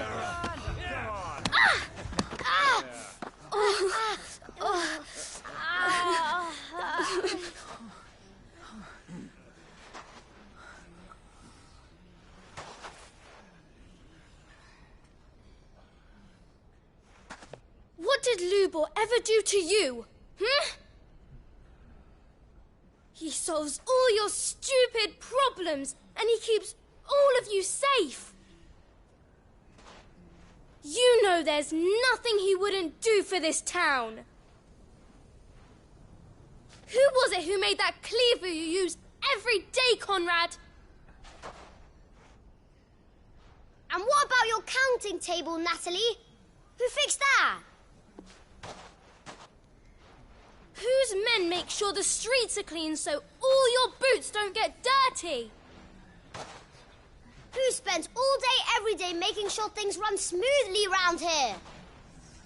And none of you ever say thank you. Ever. But did Lubor ever complain? Well, does he ever stop smiling?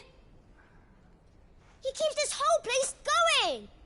And you act like it doesn't even exist.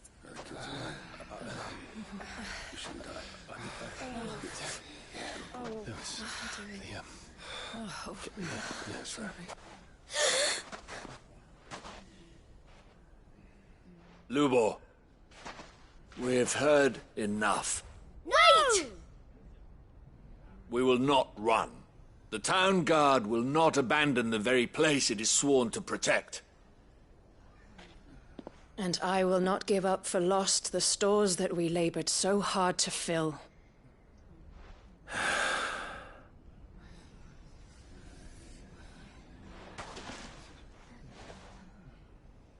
So tell us, how do you propose we deal with these Akashic of yours?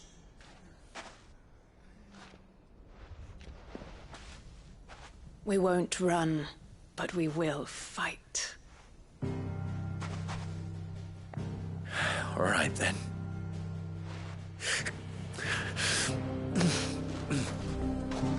Fine.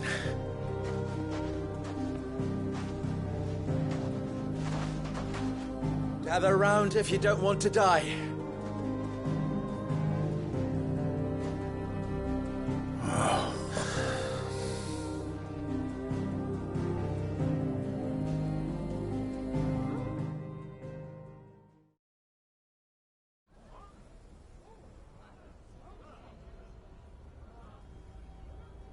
Allow me to explain the situation. The ether flood occurred near the village of Cheratina, deep in the Velcroy.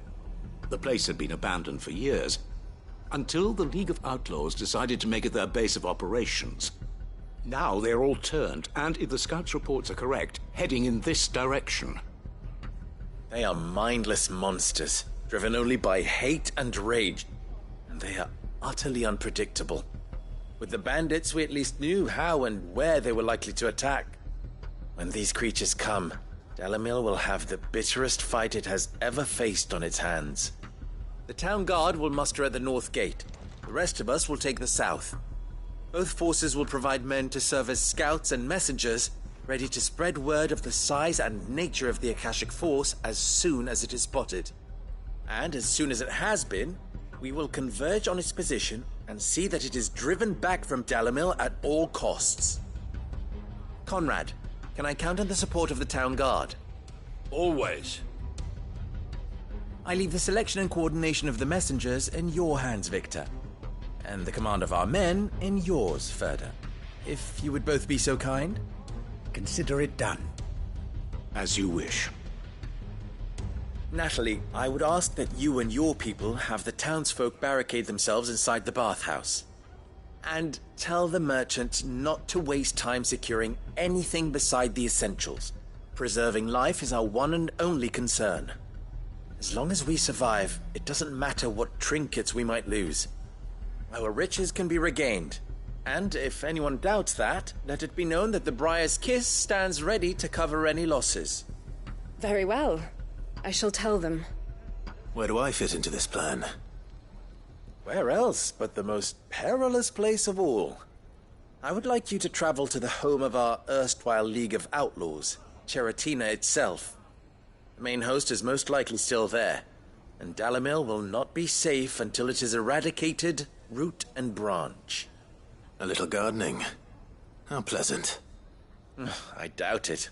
I have a feeling these weeds will be particularly stubborn. Luckily, so am I. So you are. All right then, we all know what we have to do. Now it's simply a matter of doing it. For Dalimil.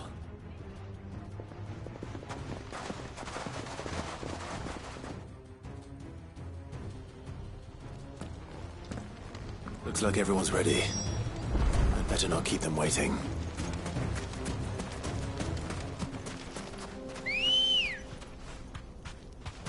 Good girl. Yeah! Good. That will keep... Any man sighting an Akashic is to raise the alarm.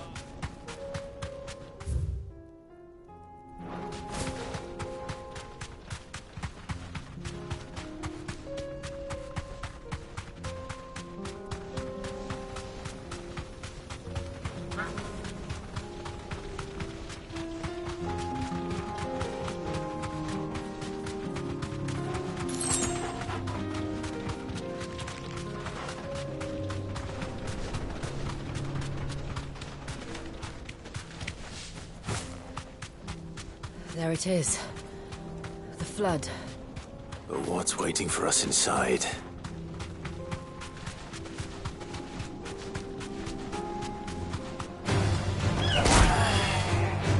Thanks, Cal.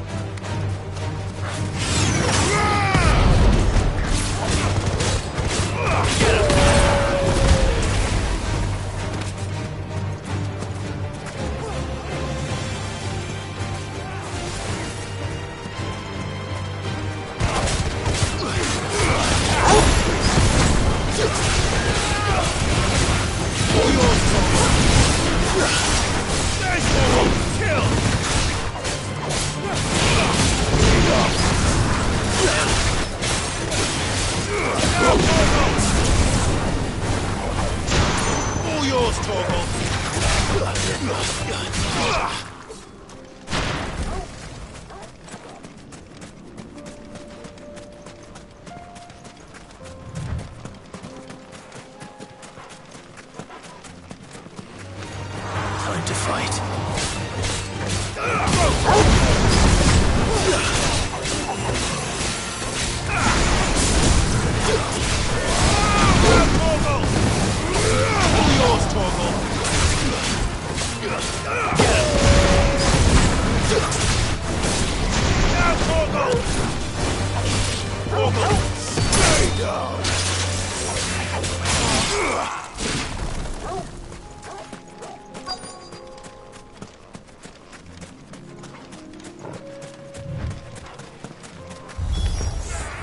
Can't leave a single one alive.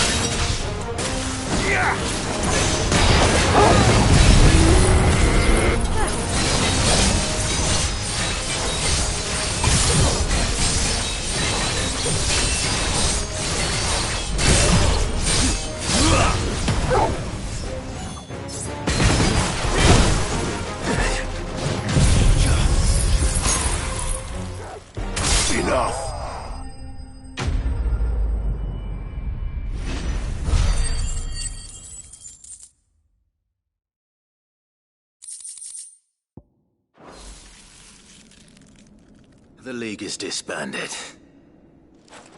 I should get back to Dalimil and see how the others fared.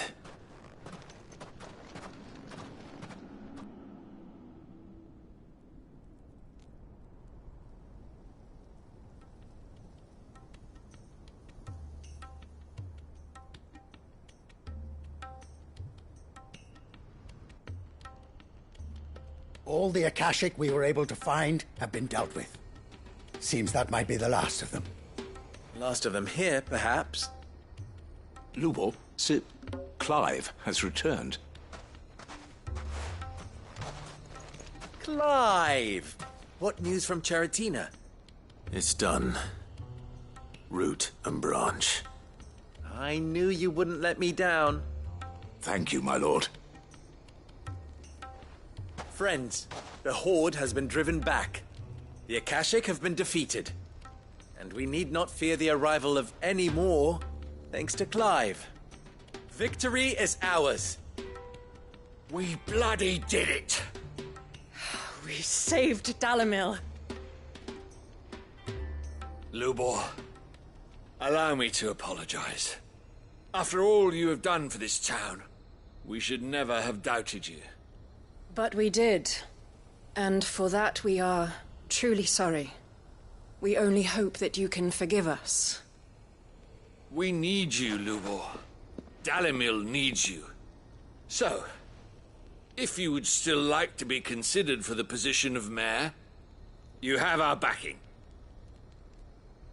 You do remember that I'm a bearer, don't you? We do. But that is not a stain on your character. It is a stain on ours. We thought only of what we perceived bearers to be, not what you truly are. The man who saved Dalimil twice over. I see. But I will only accept your proposal on 2 conditions. Name them. Firstly, that you will both do everything in your power to rally your people to my cause. If the Town Guard and the Merchants League do not accept my leadership, it will be doomed from the start. Unity is the key to defending Dalimil, and I do not doubt that we shall need to call on our combined strength again.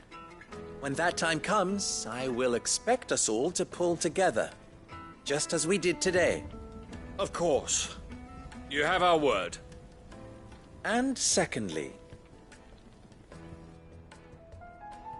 you will accept that if I am to lead you, the mistreatment of bearers must end here in Dalimil. Any bearer within our walls shall be afforded the same rights as any other citizen. They will not be judged by what they are, but who they are. As we failed to do, and came so close to losing everything. We agree to your conditions. And we have only one in return. That you continue to work for the good of Dalimil, as you always have. Condition accepted. Well then, it seems my mayorship is all but confirmed. Do I get some sort of special hat?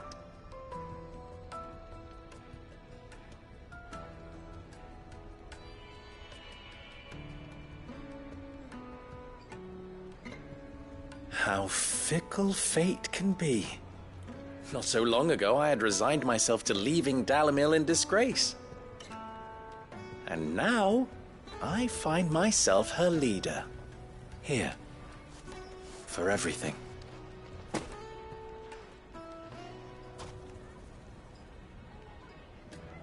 Lubo, about the children. Fear not, you are of course relieved of your responsibility. I would sooner face another horde of Akashic than see them brought up as outlaws. I'll make sure they're safe here. I don't doubt that you will. And not just the children, but everyone in Dalimil. I'll do my best. Can't have all your hard work going to waste.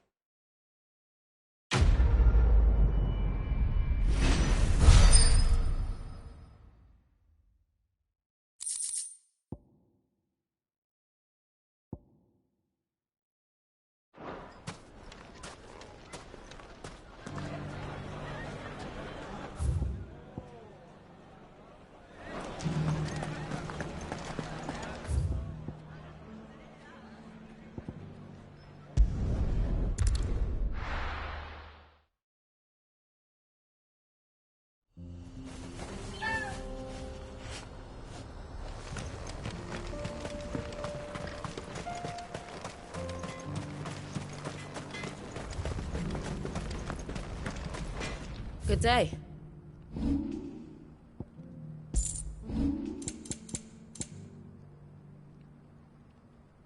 Farewell, traveller.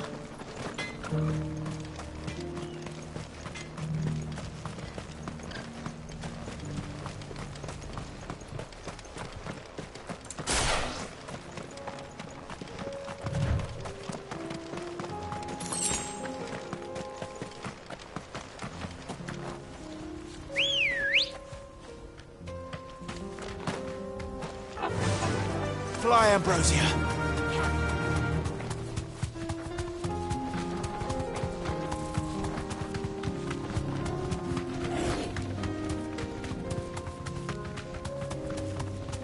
Here we are again. Carava. If you were a tortoise, Torgal, where would you hide?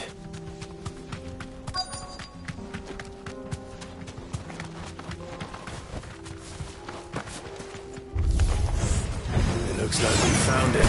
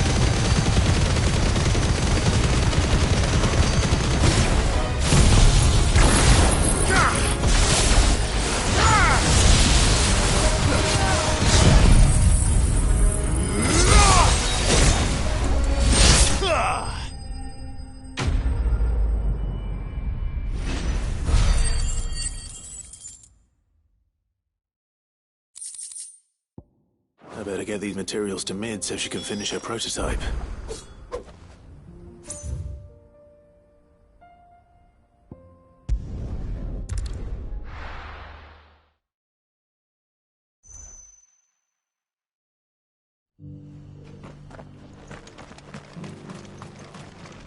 Welcome, welcome.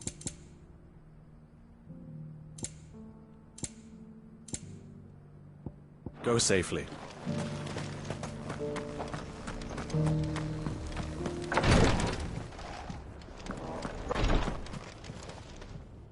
Lord Marquis, if you have a moment. What is it, Cyril? One of our brethren lately journeyed across the strait in order to pursue a new avenue of inquiry in our ongoing investigation. He sent an owl some while ago, but we have heard naught from him since. Was he surveying another fallen ruin? No. The object of his study was a savior cult that has arisen in Ash in recent years. We believe it may have some connection to the Circle of Malleus, an ancient religion that worshipped Ultima as its god.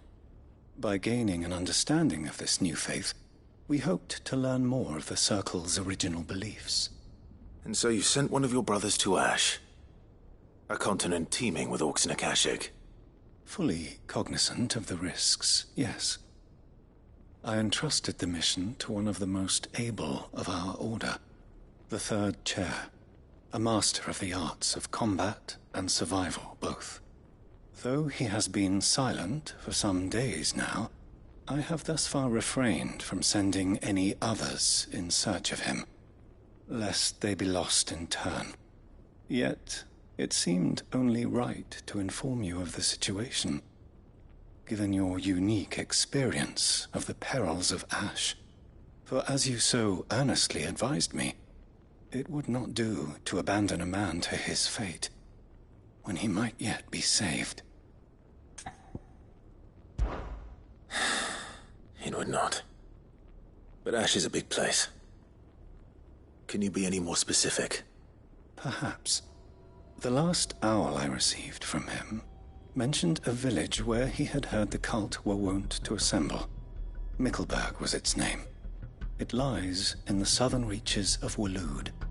If aught ill befell him, I expect it did so there. All right. I'll see what I can do. You are much too kind, my lord.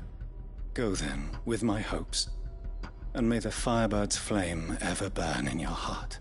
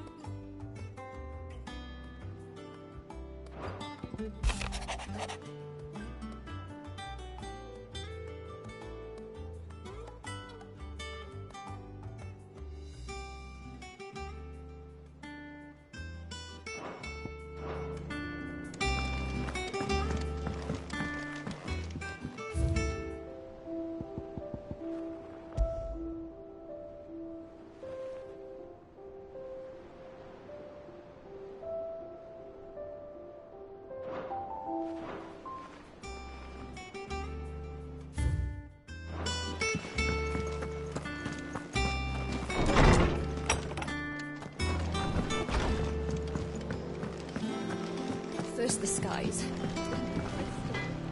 So what do I owe the honor? What do you want?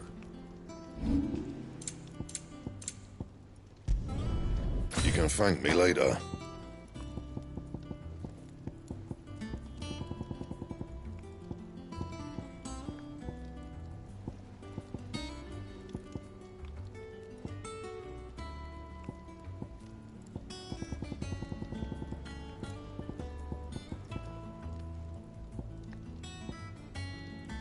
That it? Fine. Say what you will.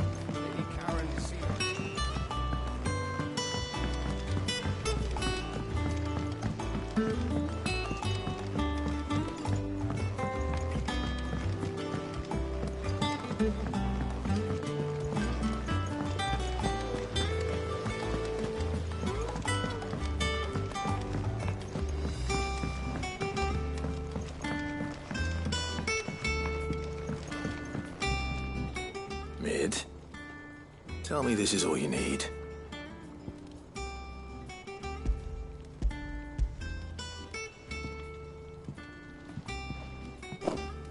Aw, you make it sound like I asked you to save the world or something. Tell me this is all you need. It's most of what I need. After you left, I went over the figures again, and I realised I'd forgotten a 1 and a 0. And a cogwheel. Just a tiny one. Though, that's the problem. Gears that small are a bastard to make, and I may have lost the one Blackthorn spent a fortnight toiling over. wait. The children. When they took apart your scales, there was a tiny brass gear. Now that I think about it, they didn't use it when we put the scales back together. The young'uns? But why would the... You know what? I don't want to know. I'll keep working on the model. You go and find that cog.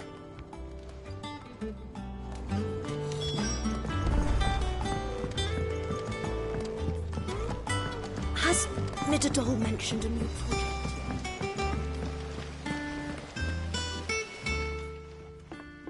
Sid! Is Mid still hiding from us? She wasn't hiding. She's fine. She's just busy working on her next project. A new invention? What is it? What is it? Is it an airship? I bet it's an airship! Do you think she'll let us help? That just so happens to be why I'm here. She needs something special, something only you three can provide. A brass gear. A tiny one. One that might fit on, say, a set of scales? Oh, the one you forgot! We remember! We saved it, just in case. It's in the bag of bits. Since your lesson, we've been disassembling, then reassembling everything we can find. All the pieces that are left over, we keep under our beds, just in case. That's good to know. Look! I found it!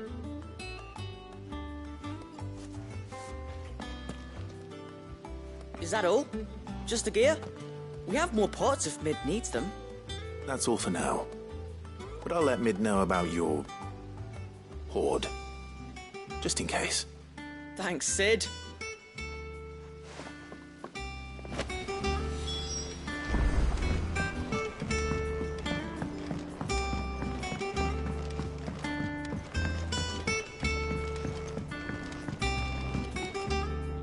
Well, did they have it?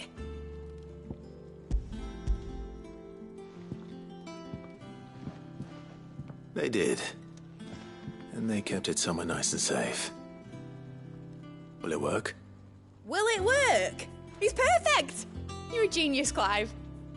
What exactly are you going to use it for? Only the most important job of all. The wings aren't going to move on their own. But with the right cog in the right place... Well, you just wait and see.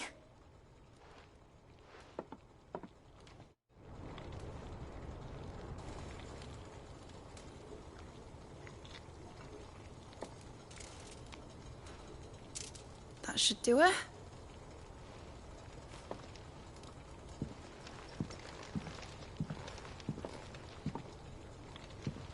Here goes nothing.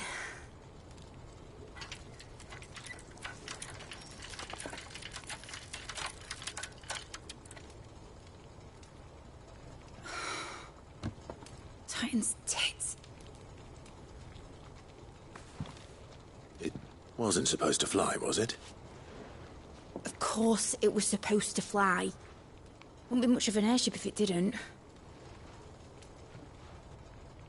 Honestly, these bloody engines are driving me mad. I was so sure this would be the day she soared. The Mithril engine was made to make dreams come true. But maybe this is one dream the world's better off without. Show folk how to take flying. It won't be long till they're raining death down on each other.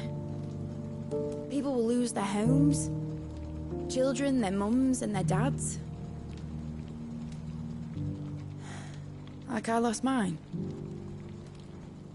I'm sorry. So am I, Clive. So am I. Sorry that I have to choose. Do I follow my head, or do I follow my heart?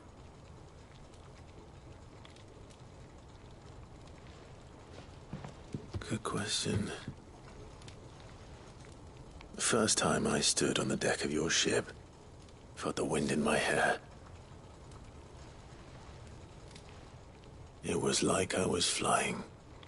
But imagine how it would feel to actually do it. My dad always said there were two ways of living life. Chasing a dream or shuffling to your grave. And he were right. Right about a lot of things. Not that I like to admit it. People need dreams to chase. Especially in a world like this.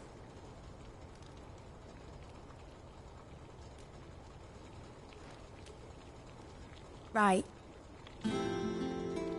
When this is over, I'm gonna take all my Mithril engines to Zemeckis. and sling him over the edge. I won't have my dream end up turning into someone else's nightmare. But all that hard work... All that hard work will not be used for war, Jamie. But it ain't like it'll be gone. Tell me, Clive, have you ever been on a treasure hunt? Not since Joshua and I were boys. Why do you ask? Because I'm going to bury the engine schematics and leave behind a little riddle telling people where to find them. A really hard one, so that only the most dedicated dreamers will ever be able to work it out.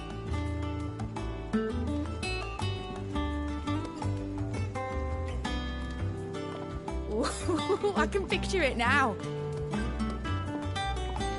Some daft general squinting at the words with a gormless expression on his mug. Like that one, yeah. Right.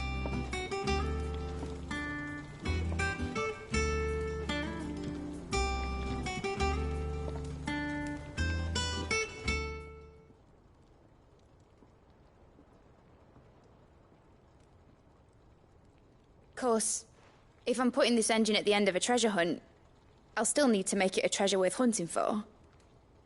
Won't be much of a prize if it couldn't even make a toy boat fly after all. My dad always said, dream big. But it ain't the size of a dream that's important, is it, Clive? Only that it's a good one. And I reckon I've got a fair few good uns left in me. I'm sure you do.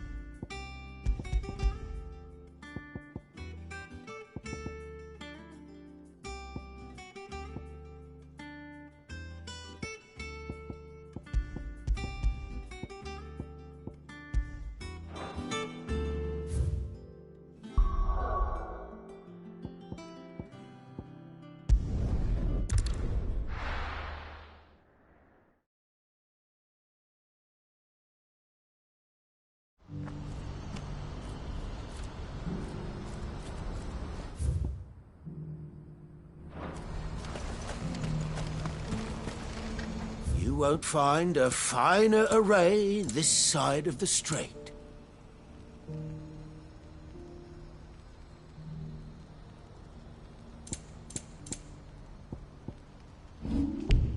You're welcome anytime. Do you see that too?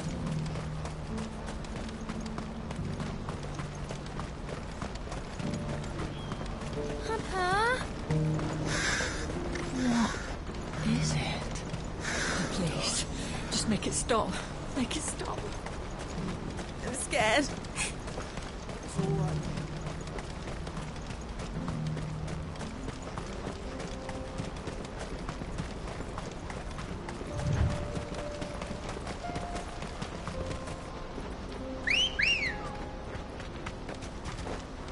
Let's go. Yeah!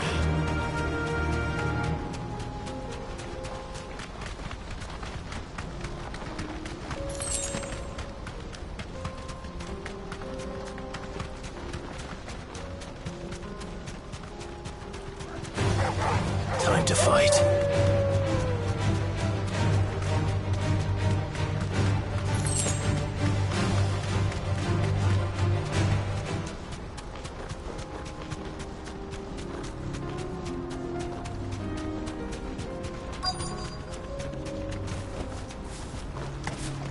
That can't be Rutherford, can it?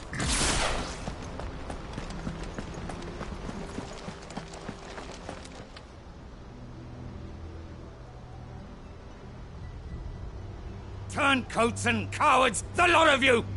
If it's a fight you want, it's a fight you shall have! Allow me. I don't need your... Please, Field Marshal, oblige him. This won't take long. You're right. It won't. Men, finish him.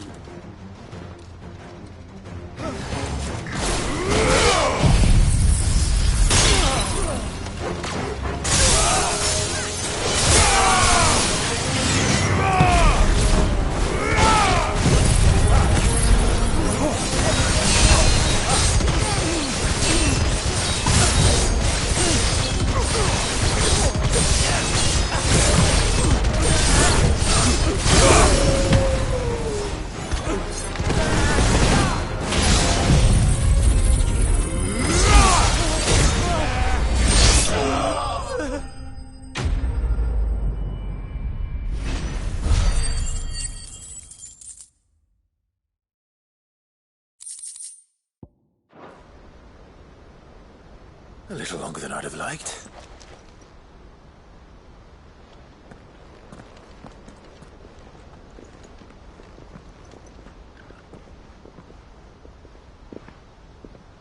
Field Marshal Havel, I presume. Are either of you injured?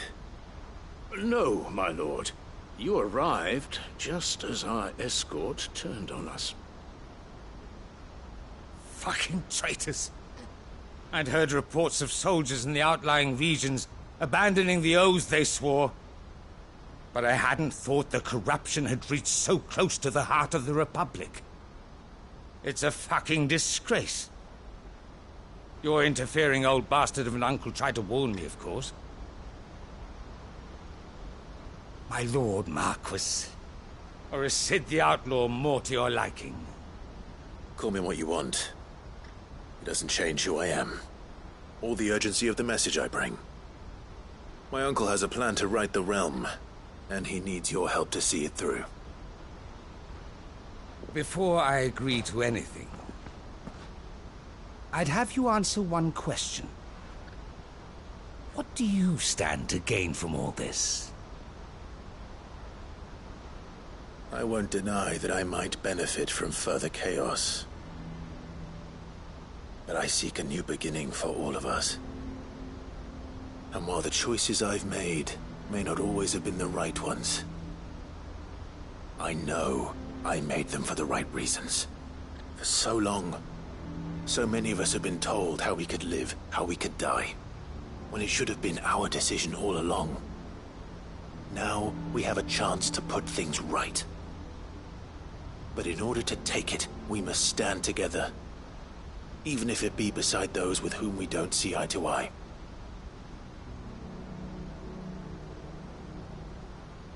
Certainly not the words I expected from an outlaw. But perhaps your uncle was right. You are no ordinary outlaw. I'll never hear the end of this. All right. I'll start by ordering my most trusted guard to bring the Dalmekian fringes under control. Next, I'll make contact with my counterparts in the Imperial Army and see if I can't convince them to try and restore order in their own territory. Thank you, Field Marshal. But they are not the only ones we will need to convince. What do you mean? I don't doubt that I can bully some sense into a few generals, but those they answer to require a different kind of persuasion. And when it comes to honeyed words, well, we will need an envoy. One who can court even the most stubborn of statesmen. You, perhaps? I'm flattered. But I'm no diplomat either. And I have other problems to attend to. What we need is a skilled arbitrator. And I may know just the person. Is that so? And would he happen to be an outlaw too? Of a different kind, perhaps. Well, beggars can't be choosers. I suppose we'll all have to find a little of the outlaw in ourselves if we're to make it through this. Very well. Send your man to me right away. I shall.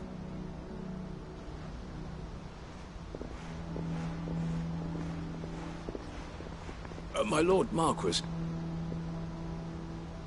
Your Lord Uncle bade me escort the Field Marshal to his manor in Port Isolde. And I will see that my associate joins you there. Very good, my lord.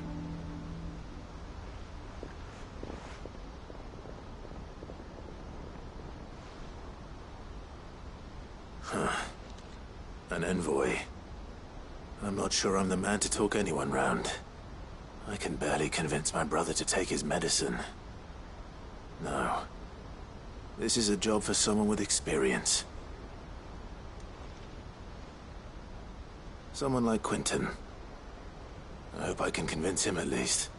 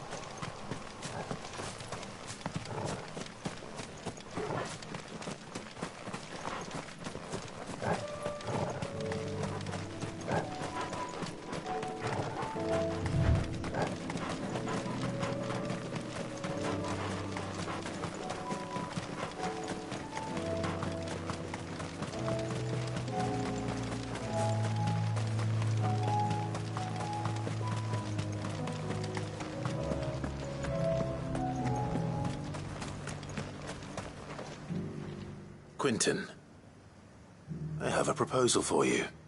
Do you now? Something tells me you'll be asking more of me than a cask of Gotand gold. Go on then. Propose.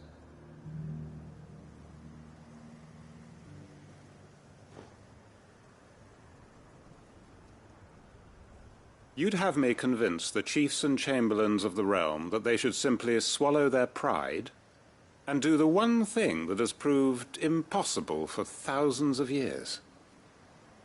Was there anything else? Perhaps I can fetch you a meat pie as well. I know it's a lot to ask, but I can think of none better suited to the role. And you'd have me give up what little I have left to do it. I told you, Clive. The people of Lostwing are my family, and I cannot abandon them. You'll have to find someone else. I'm sorry to hear that. So am I. And why might that be? What he's asking. How's it any different to what you've done so far? They want you to speak for those who can't speak for themselves. That's what you do best. If it's the vineyard you're worried about, we'll see that the grapes are picked and the tons filled. You know we will. It's not that. Then what is it? You said yourself we're family. Don't you trust us? You know that's not what I'm... Then what are you saying? That only we are worth saving? Why turn your back on everyone else?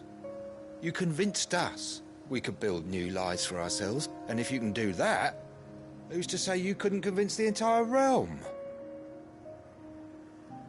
A stirring argument. I fear that any rejoinder I make might fall somewhat flat by comparison. So you'll join us? Where do you need me? Field Marshal Havel will want to speak with you in person. He's currently in Port Isolde. I can arrange for a party of Cursebreakers to accompany you there. That would be very much appreciated. I hear the roads are far from safe these days. Hopefully not for long. My uncle will want to know that his plan is taking shape.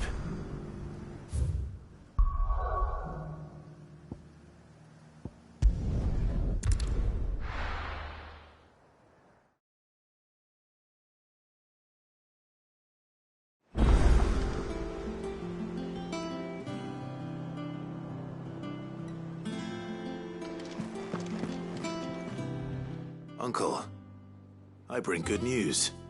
The Field Marshal has agreed to your plan. Ha! Of course he has. I didn't doubt you for a moment, dear boy. Rutherford is accompanying him back to your manor in Port Isolde as we speak. They will await your return there. As will one other. One other? Who, exactly? Lord Havel was concerned that even if he could get the realm's armies to agree to an accord, he might not be as successful in convincing those with political power. He asked if I might have a solution, and I suggested a certain Imperial Lord Magistrate turned Liberator. One of your co-conspirators? Master Quinton would probably call me one of his, but yes. Another outlaw, then. Just the thing we need to put these rotten politicos in their places. Good thinking, Clive. I'm glad you approve. The more the merrier, eh? Uncle, assuming Havel and Quinton can solve our problem with the armies, you still haven't mentioned how we might manage the grain shortages. Oh, don't you worry, my boy. The 7 high houses will be seeing to that. They have all agreed to make the most generous of donations. Oh, of course, it did take a little persuasion. But luckily I had some unexpected help. From who? Why, you, my boy.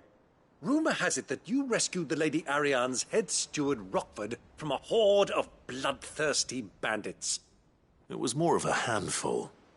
Well, the old battle-axe was so pleased. She had a shipload of talents delivered to my private docks by the next new moon. And when the other houses saw the parsimonious old crone's purse strings finally loosen, they as good as tripped over themselves in the rush to follow suit. I'm happy to hear it.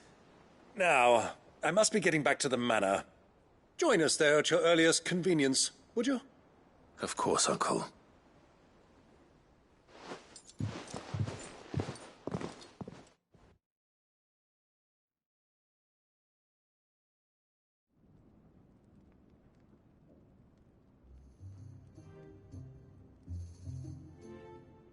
And how, pray tell, will we get that grain to the capital if the roads are still overrun with Akashic? You'll find another bloody road. I only have so many men, and I'm not about to send them headlong into an ether flood. That is, unless you'd have them turn as well. Well, I'd certainly eat less. Says the man with a belly bigger than a band of curls. My soldiers actually need their rations. Without any food to keep them going, they'll be dead even before you've sent them on your fool's errand. If I may, gentlemen, perhaps I might suggest an alternative approach. Though supply routes are indeed disrupted, there is no shortage of ships. Indeed, they bob away in every bay from here to Randalar, awaiting a safe haven. Allow them to make port and fill their bellies full of grain. And once those who crowd the cities are fed, ferry the displaced back to the countryside to work the fallow fields. But I'm sure that you wish to continue your discussion. Forgive the interruption. 2 such firm friends as yourselves need no help from the likes of me. Rutherford spoke fondly of the great bond between you. Us? Friends? I can't stand the man! Clive, I'm beginning to question the quality of the company you keep.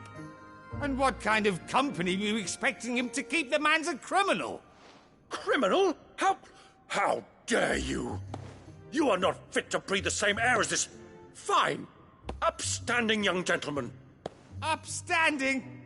He calls himself Sid the Bloody Outlaw! Once more onto the breach.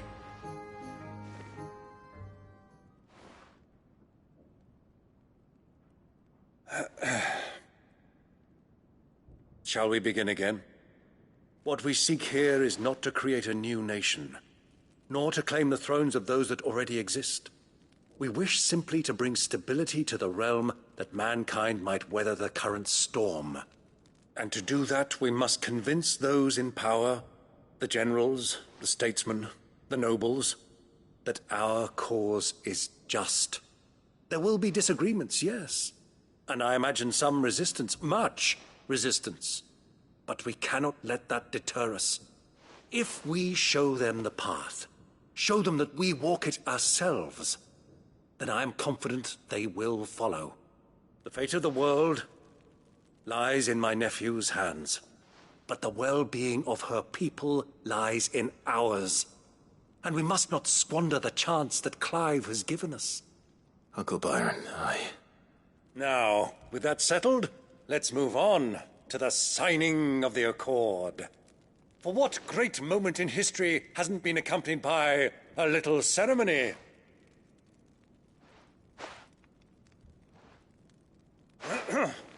Citizens of Valisthea, I present to you the Triunity. Rutherford, Mike Will.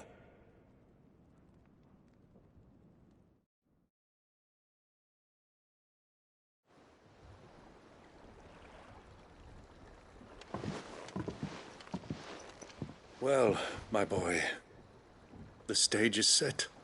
That it is. This is the role you were born for.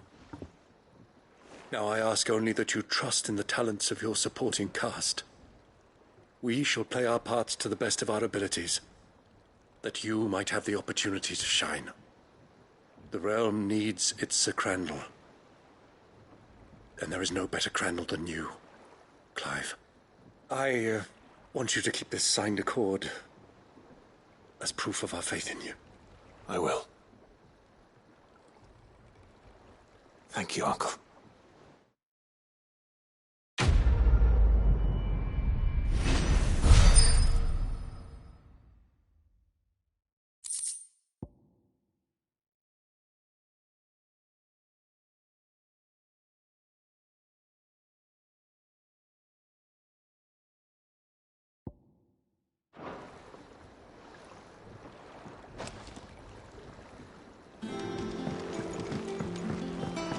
What do you think that thing is? How the hell is it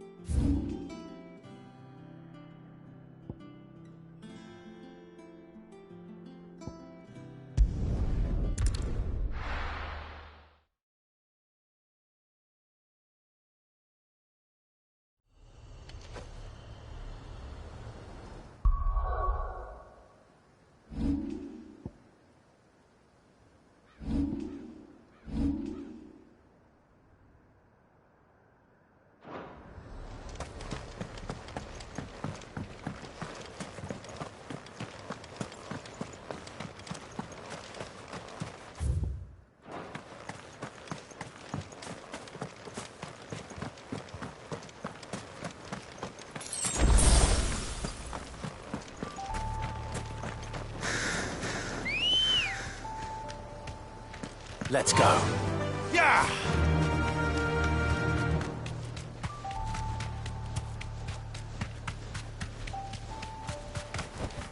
Be safe.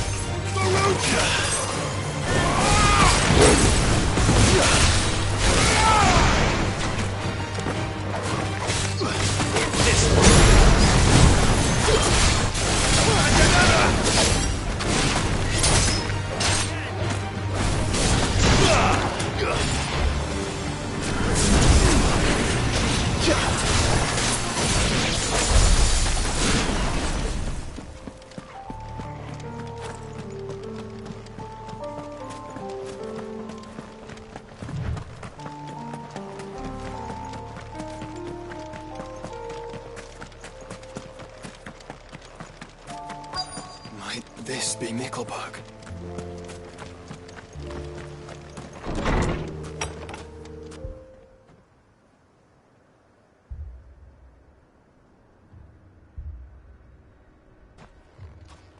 These people aren't turned.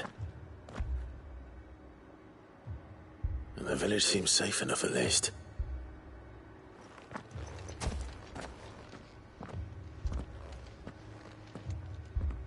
What is going on here? Ah. Did you too heed the call? Heed the call? No, I came here looking for someone. To be honest, I wasn't sure I'd find him here. Let alone all of you. Is that so? What are you doing here? Is this where you live? It is my home. The others, they heeded the call. You keep saying that. What do you mean? They came here to perform the rite, just as King Barnabas instructed. This village is their altar, where they shall cast their souls upon the gentle waters and give themselves to the Lord. Give themselves? Oh, Lord, cleanse us of our sins. Let us be reborn in your loving arms. Free us from the torment of this mortal realm. They want to be saved. Forgive me, but did another foreigner like me come here? He was probably wearing a cowl. You mean the traveler from Stone? Yes.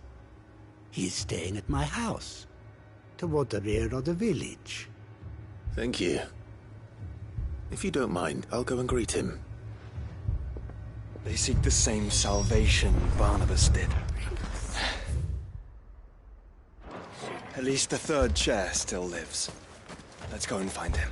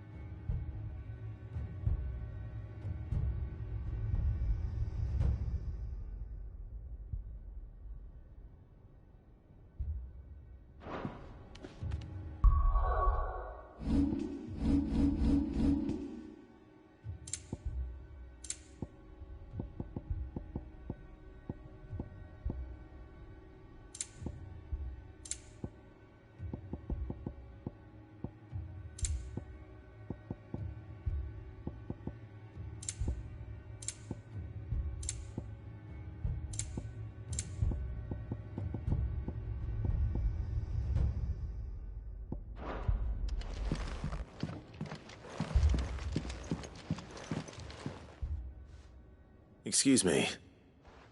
Are you with the Undying? I am. And so it would appear, are you? Lord Rosfield, if I am not mistaken. That's right. And you must be the third chair. I am. Cyril was worried for your safety. He sent me to find you. Then I must apologize. I did not mean to trouble the bearer of the burning quill. Much less you, my Lord Marquis. He said that you had failed to report. Is there a reason for that? I came here to study the followers of this new faith. But the more I learned of them, the more my own faith began to falter. You have seen them at their prayers, have you not? They devote themselves to the veneration of their Lord with a fervor I have never seen before. Praying night and day that they might be rid of their wicked wills and reborn in their Saviour's light.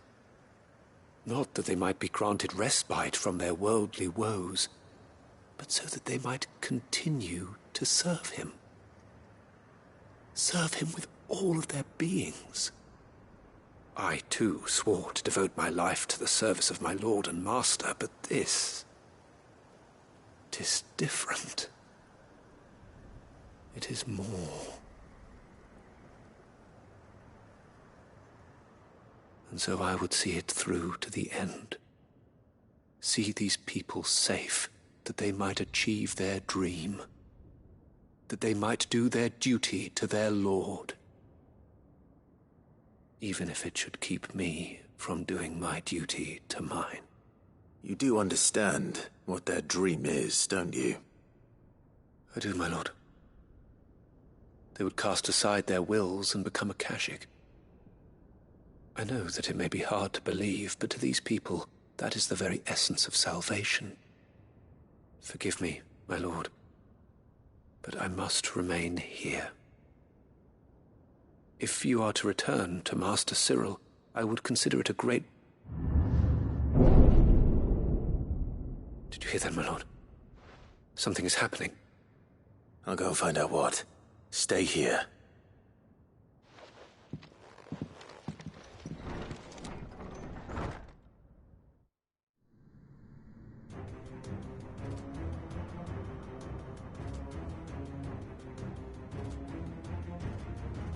Beneath the flood. Oh no. There must be something I can do.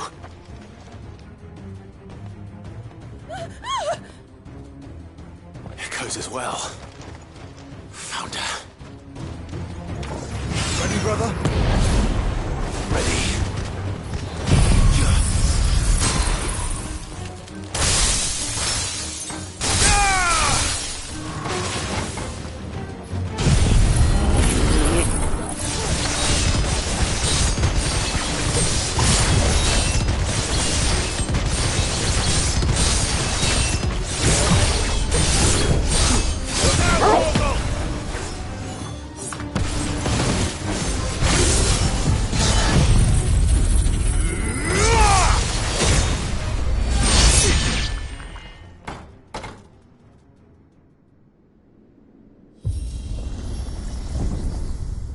What now?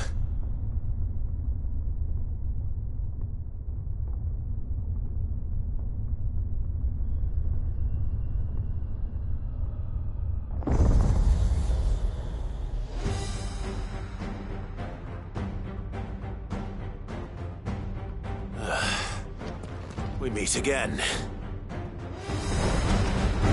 I've killed your kind before.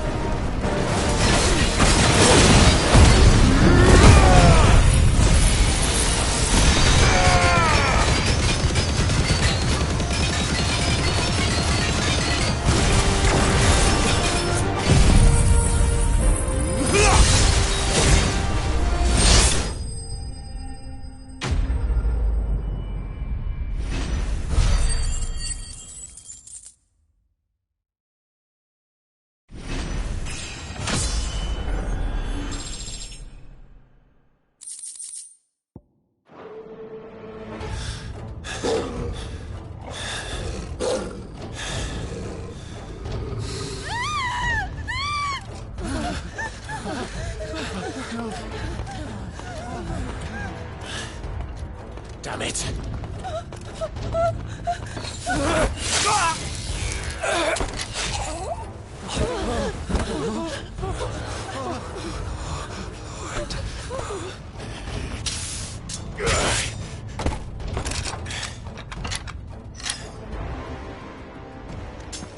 Don't you die.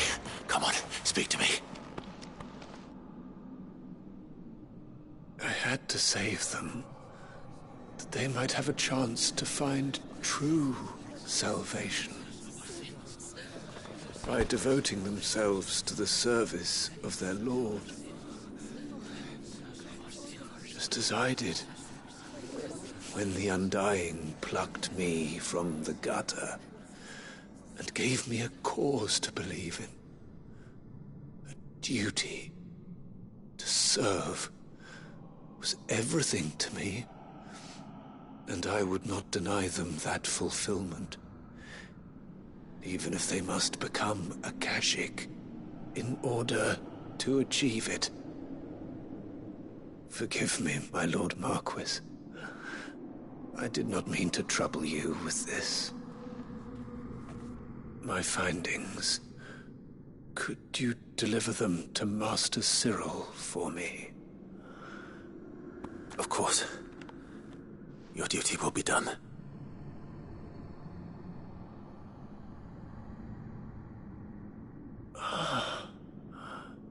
Look, my lord. They are saved.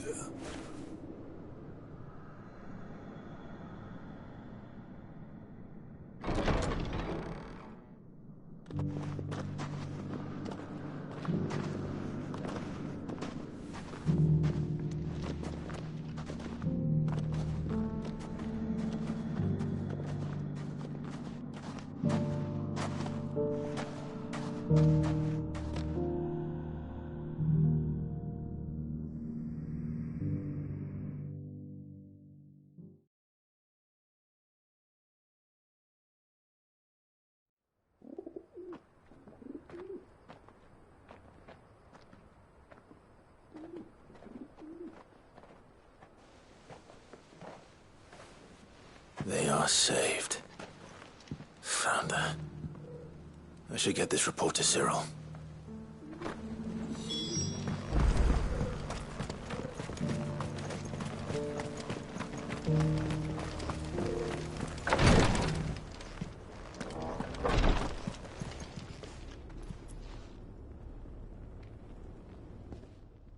My Lord Marquis, welcome. I am glad to see you hale and whole.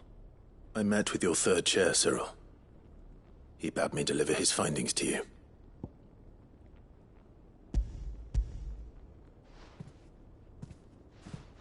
Thank you, my lord. He remained in Ash? He died protecting the villagers from an echo. I buried him in Mickelberg. I'm sorry that I couldn't save him. If you could not save him, no one could. The villagers, they were believers in this savior cult. They prayed to their god that they might be unburdened of their wills. Then an ether flood came, and their wish was granted. Your brother sacrificed himself that they might live, even knowing that that life was death by another name. Then he perished defending liberty. A hero's end. For the right to choose how one dies is no less sacred than the right to choose how one lives. Sid would agree. He wanted to build a world where people could die on their own terms. A noble ambition. To die for one's cause is the most perfect expression of one's faith. It matters not how misguided others might judge one's decision to be. Only that the decision is one's own. We live according to the teachings of our order.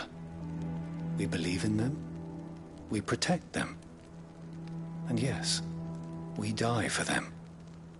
For better or worse, that is our creed.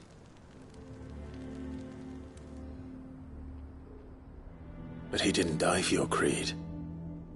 He died to save them. And you still believe that what he did was right? I believe that he believed it was. We of the Undying are not slaves, but willing servants. And this was his will, the ultimate expression of it.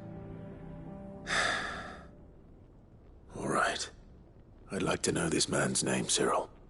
To know the names of all the Undying who've fallen in the line of duty. They died serving my house. It's only right that I remember them. That is my duty. Of course. I shall fetch the Book of Martyrs at once. My lord, it has been, and shall ever be, the greatest honor of my life to serve House Rosfield. Though our duties may differ, yours is no less important. I pray with all my heart for your success. And were they here, I have no doubt but that every one of my fallen brothers and sisters would feel the same.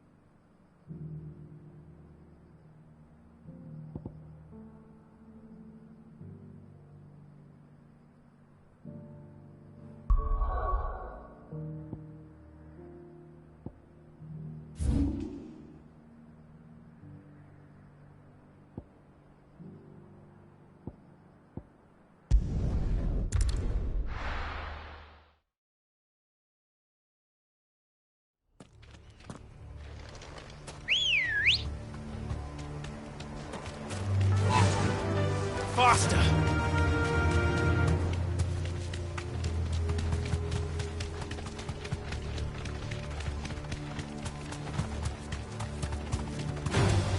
This might take a while.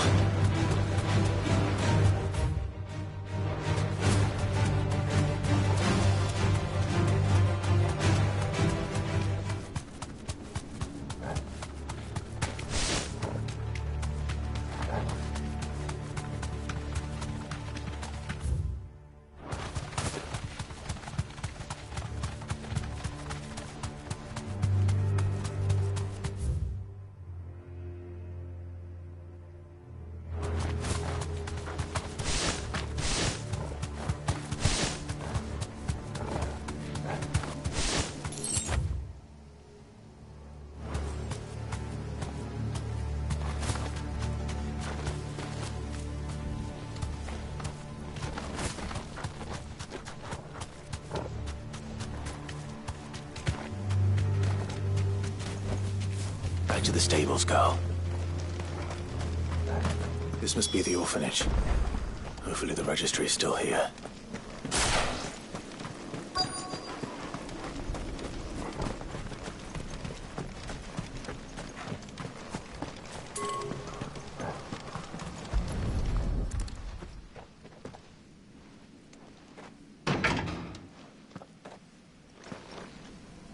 It's locked. I should look around some more before I start breaking down doors.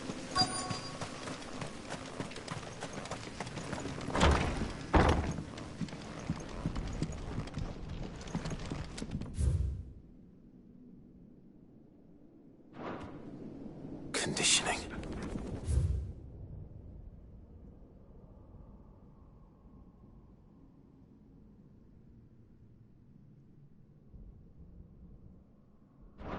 This is nothing short of torture.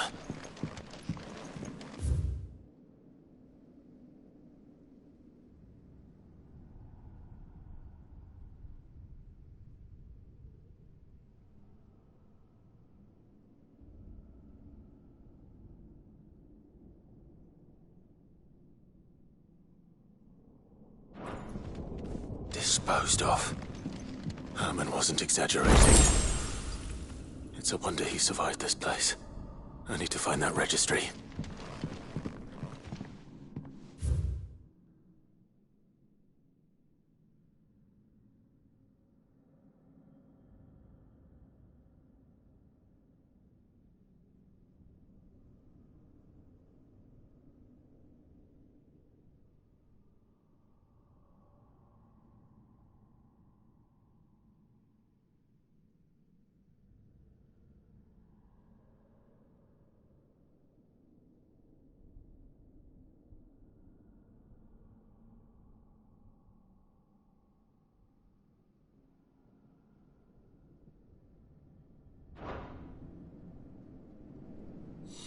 This reads like a suicide note. Did the director go through with his plan? There's only one way to find out.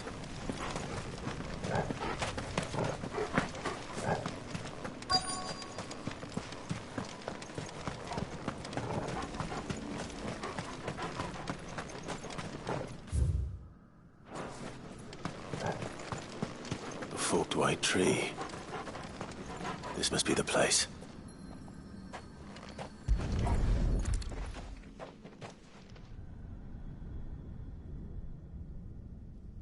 Could he really be buried here?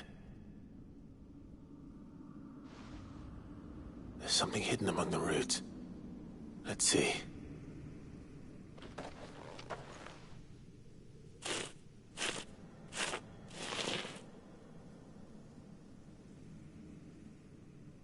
This must be the registry.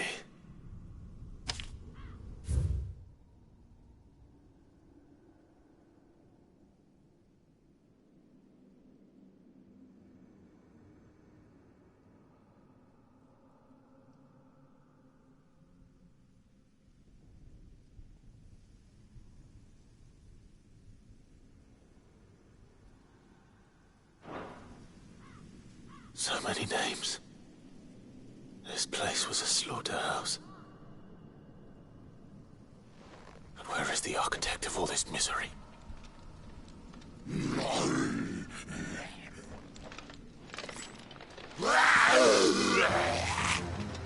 It was only a matter of time, I suppose. This place is cursed.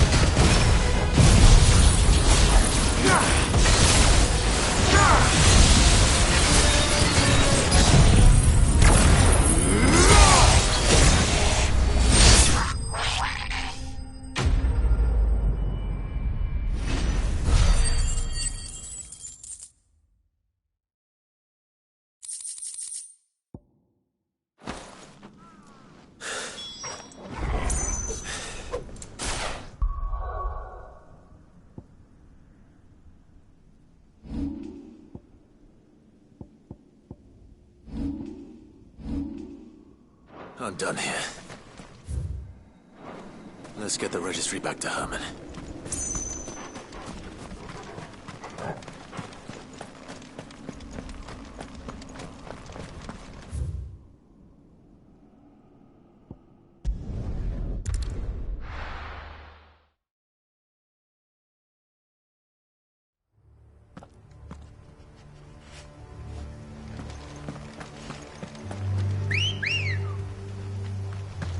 Ready, go? Run like Doris is waiting for me near Belmont Dock. The longer she's out in the open, the more likely she is to be found by a Kashik. I need to hurry.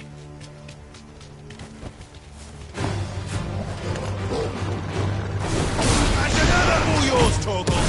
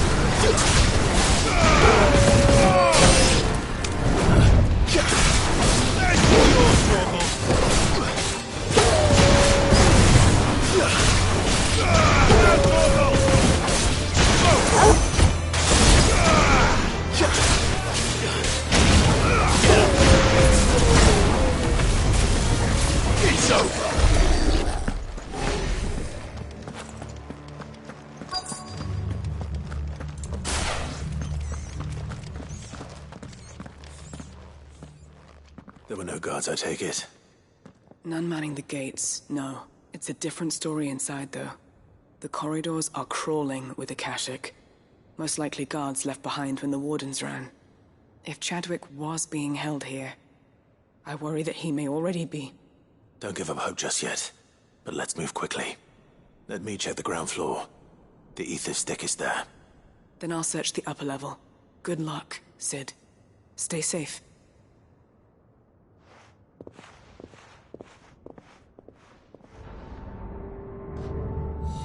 Just how bad are the floods inside the walls? Bad enough to turn a bearer? I hope not. We're risking a lot just being here. Better keep my eyes open for signs of life.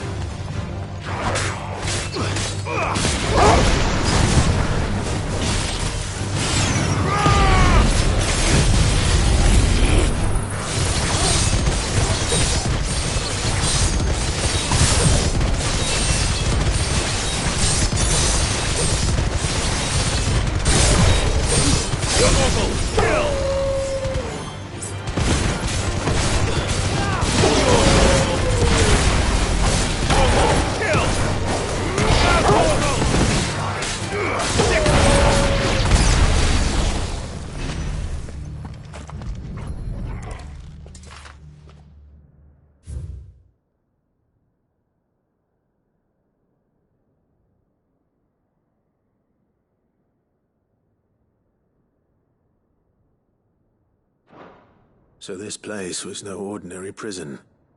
And I doubt they'll have taken the creature with them when they fled.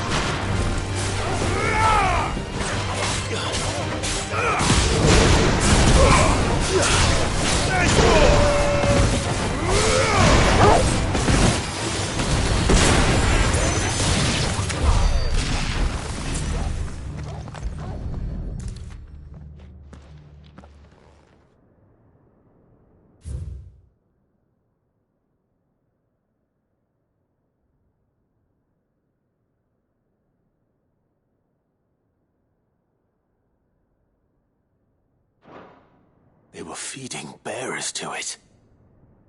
This is even worse than I'd feared.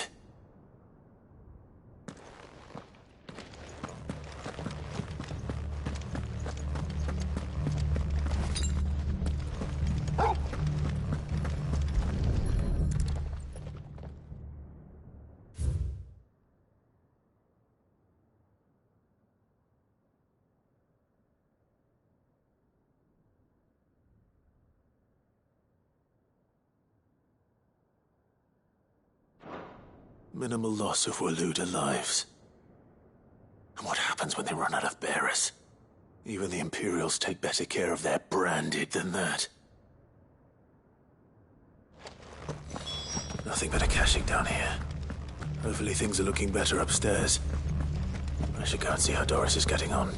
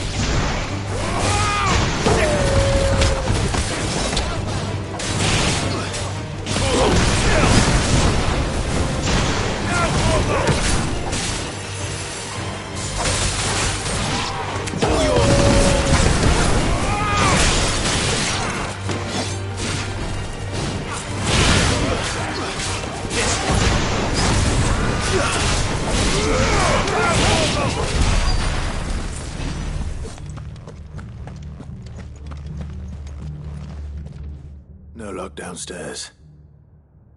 But I did find out that this place was more than just a prison. Something far more sinister was happening here. I know. I've been reading some of these documents and... it can't be true, can it? Bearers die every day in service of their masters, but this is so much worse. Pitting bearers against a wild beast armed with nothing but their wits? And all in order to bring about more death. And not just those who could fight, but the elderly, children even. And those who wouldn't or couldn't were disposed of. Whatever that means. I'm afraid it means they were fed to the monstrosity they kept here.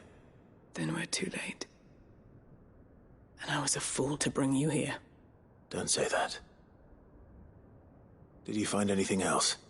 A key. But it doesn't fit any of the locks on this floor. Perhaps it will fit one of the doors downstairs. There's a corridor I haven't searched yet. Finish up here, then come and find me when you're ready. All right. I'll be there in a moment.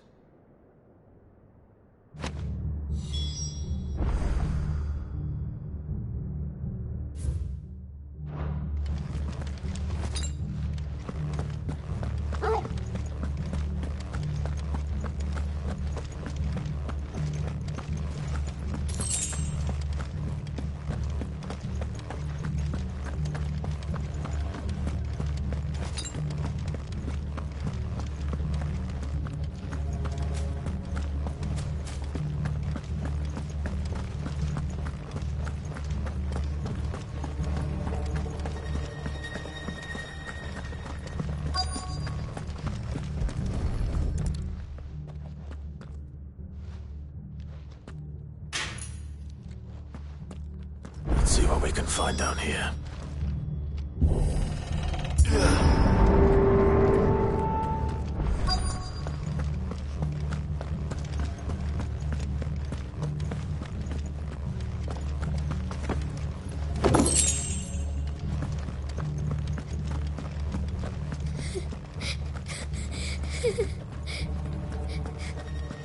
survivor. And she sounds close.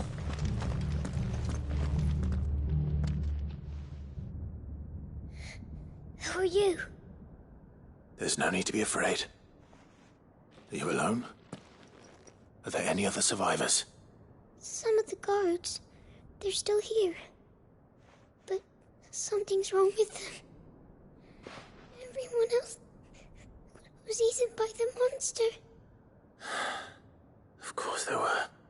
Thank the Founder. It was worth our coming. But I'd rather we didn't linger. Are you ready? Ready when you are. You poor thing. He must have been terrified. Did Chadwick send you? What? He fought the monster. Distracted it so I could run away. He must have sent you. He promised to free the others too. Where is he? He opened your cell, didn't he? You wouldn't be here otherwise. Chadwick.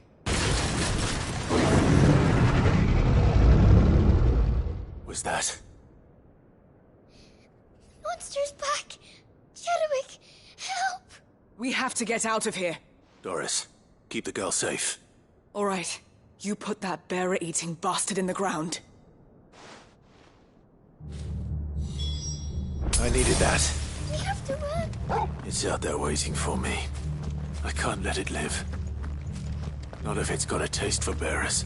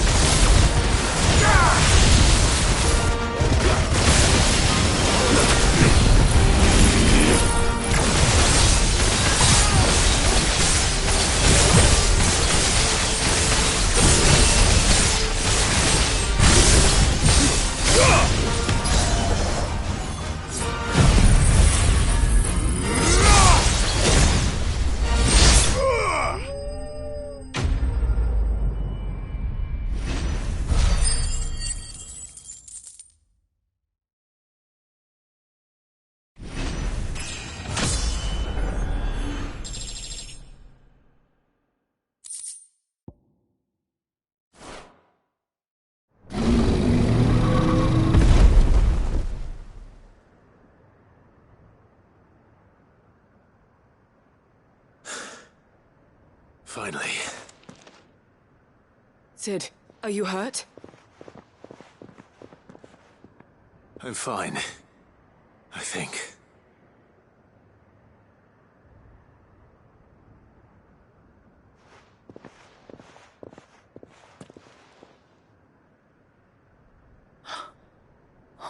No. What is it? A diary. I gave it to Chadwick before we went our separate ways. He was here. Do you think that creature? I'm sure he fought bravely to the last. The girl is safe thanks to him. Chadwick. You fool. Come on. We have to get her back to the hideaway. We don't want his sacrifice to have been in vain. No. Of course not. I'll see that she's looked after from now on. It's the least I can do.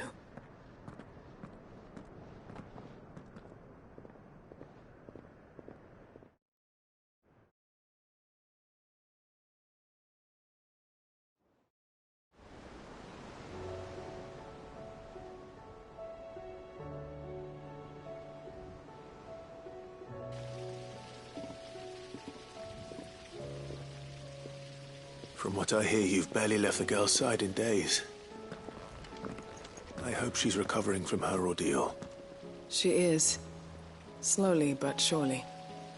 She's far tougher than she looks. I thank the flames we found her. If we hadn't... I know. But we did. I'm sorry we weren't able to save Chadwick. There's no need to apologize. Without your help, I would never have found out what happened to him. How he fought to the bitter end to save her. To save Haida Marie. That's the man I remember. The man I thought of as a brother. I wish I could have met him. I'd like to hear more about your past. If you don't mind, that is. Of course. You already met my former master. She trained Chadwick and I to do two things. Kill and obey. We were supposed to be sold to the highest bidder when the time came. But no bid was ever high enough to convince her to part with us. For years we were her daggers in the shadows. But we could never quite shake our doubts about the things she made us do. And then, one day, we just couldn't do them anymore. So we escaped. But staying together was out of the question. They would have found us too easily. After so many years of training, the pull to serve was always strong.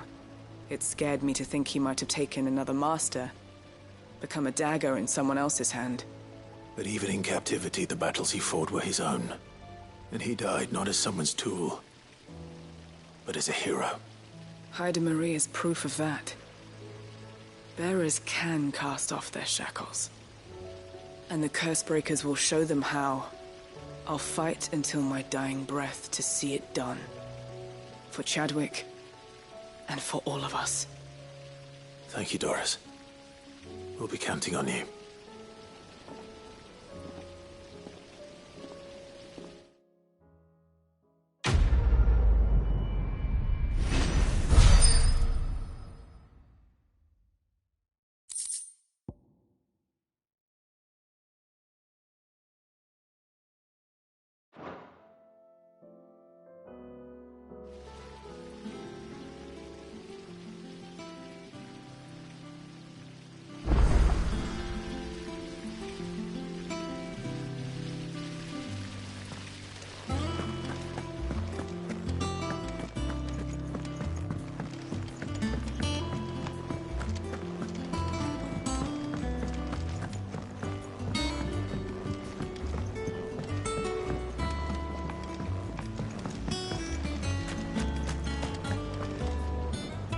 I hear that you traveled to Ash.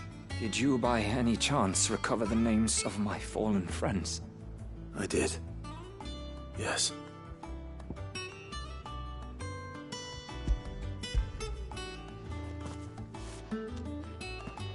If I may? The bearer registry.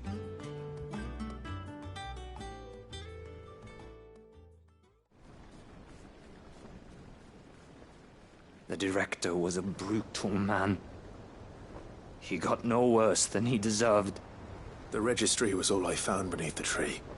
There was no sign of a body, nor any record of what happened to the children after the orphanage closed.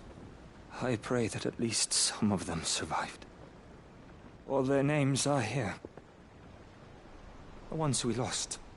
My friends. My light in those dark times. I can still remember their faces, like it was yesterday. Children who were taken from their bunks in the morning, never to return. No explanation ever offered.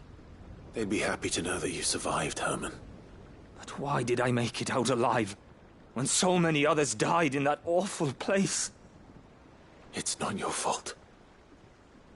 And blaming yourself won't bring them back. Honor their memory. See that their names live on. That way, at least. They're never truly gone. Thank you. Sid, I'm going to write a book. An account of the horrors of Badbach, and the spirit of those its custodians sought to crush. All of Valisthea will know of our suffering, and in the name of those I lost, I will not let it happen again. Neither will I. These records would have been buried for all eternity, were it not for you. Thank you.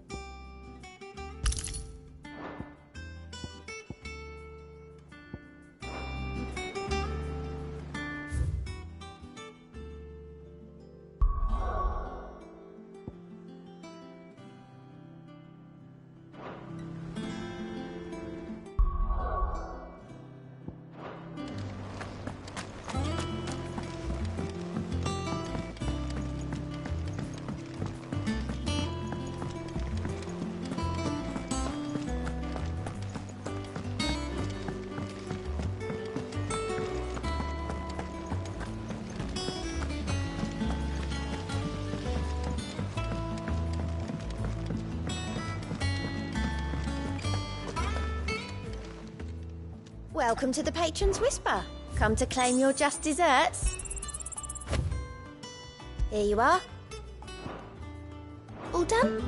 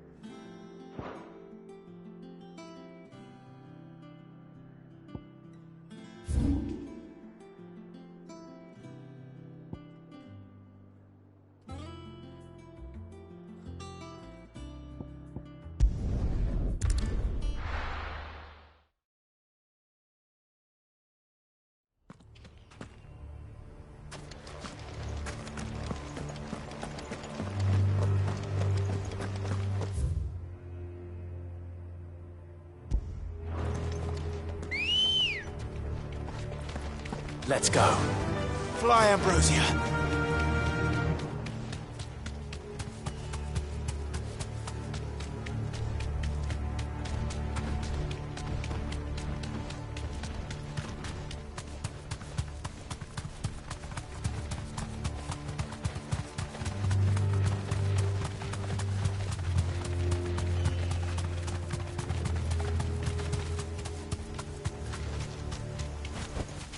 Back to the stables, girl.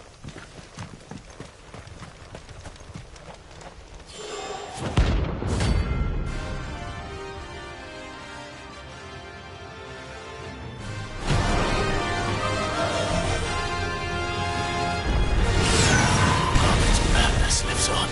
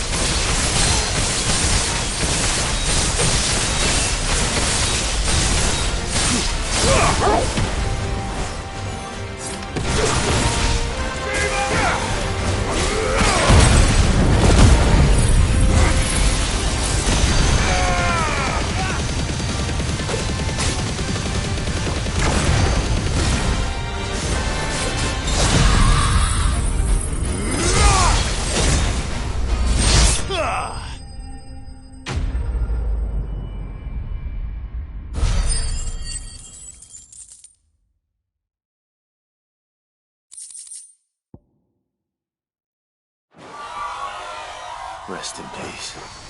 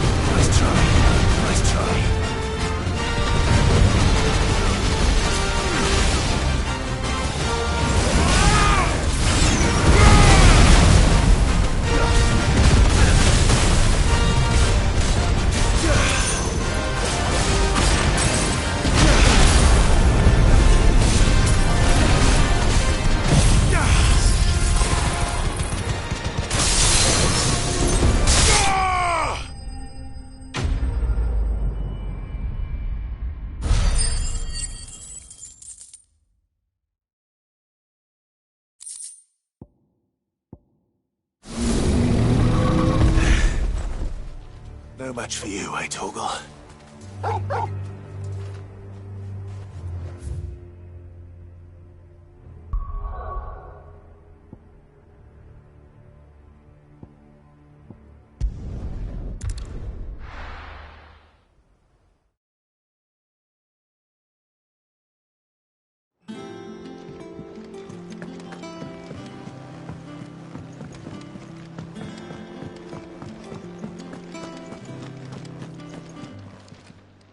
Clive. If you're gonna buy something, be quick about it. You're rubbing me blind, you know. You'll not find a better price than that. Finished, are you? What do I owe the honor? What do you want?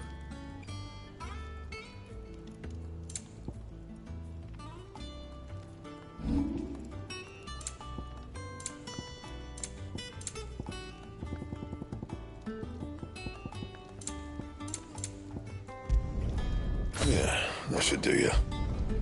Not my best work, but it'll do. Anything else?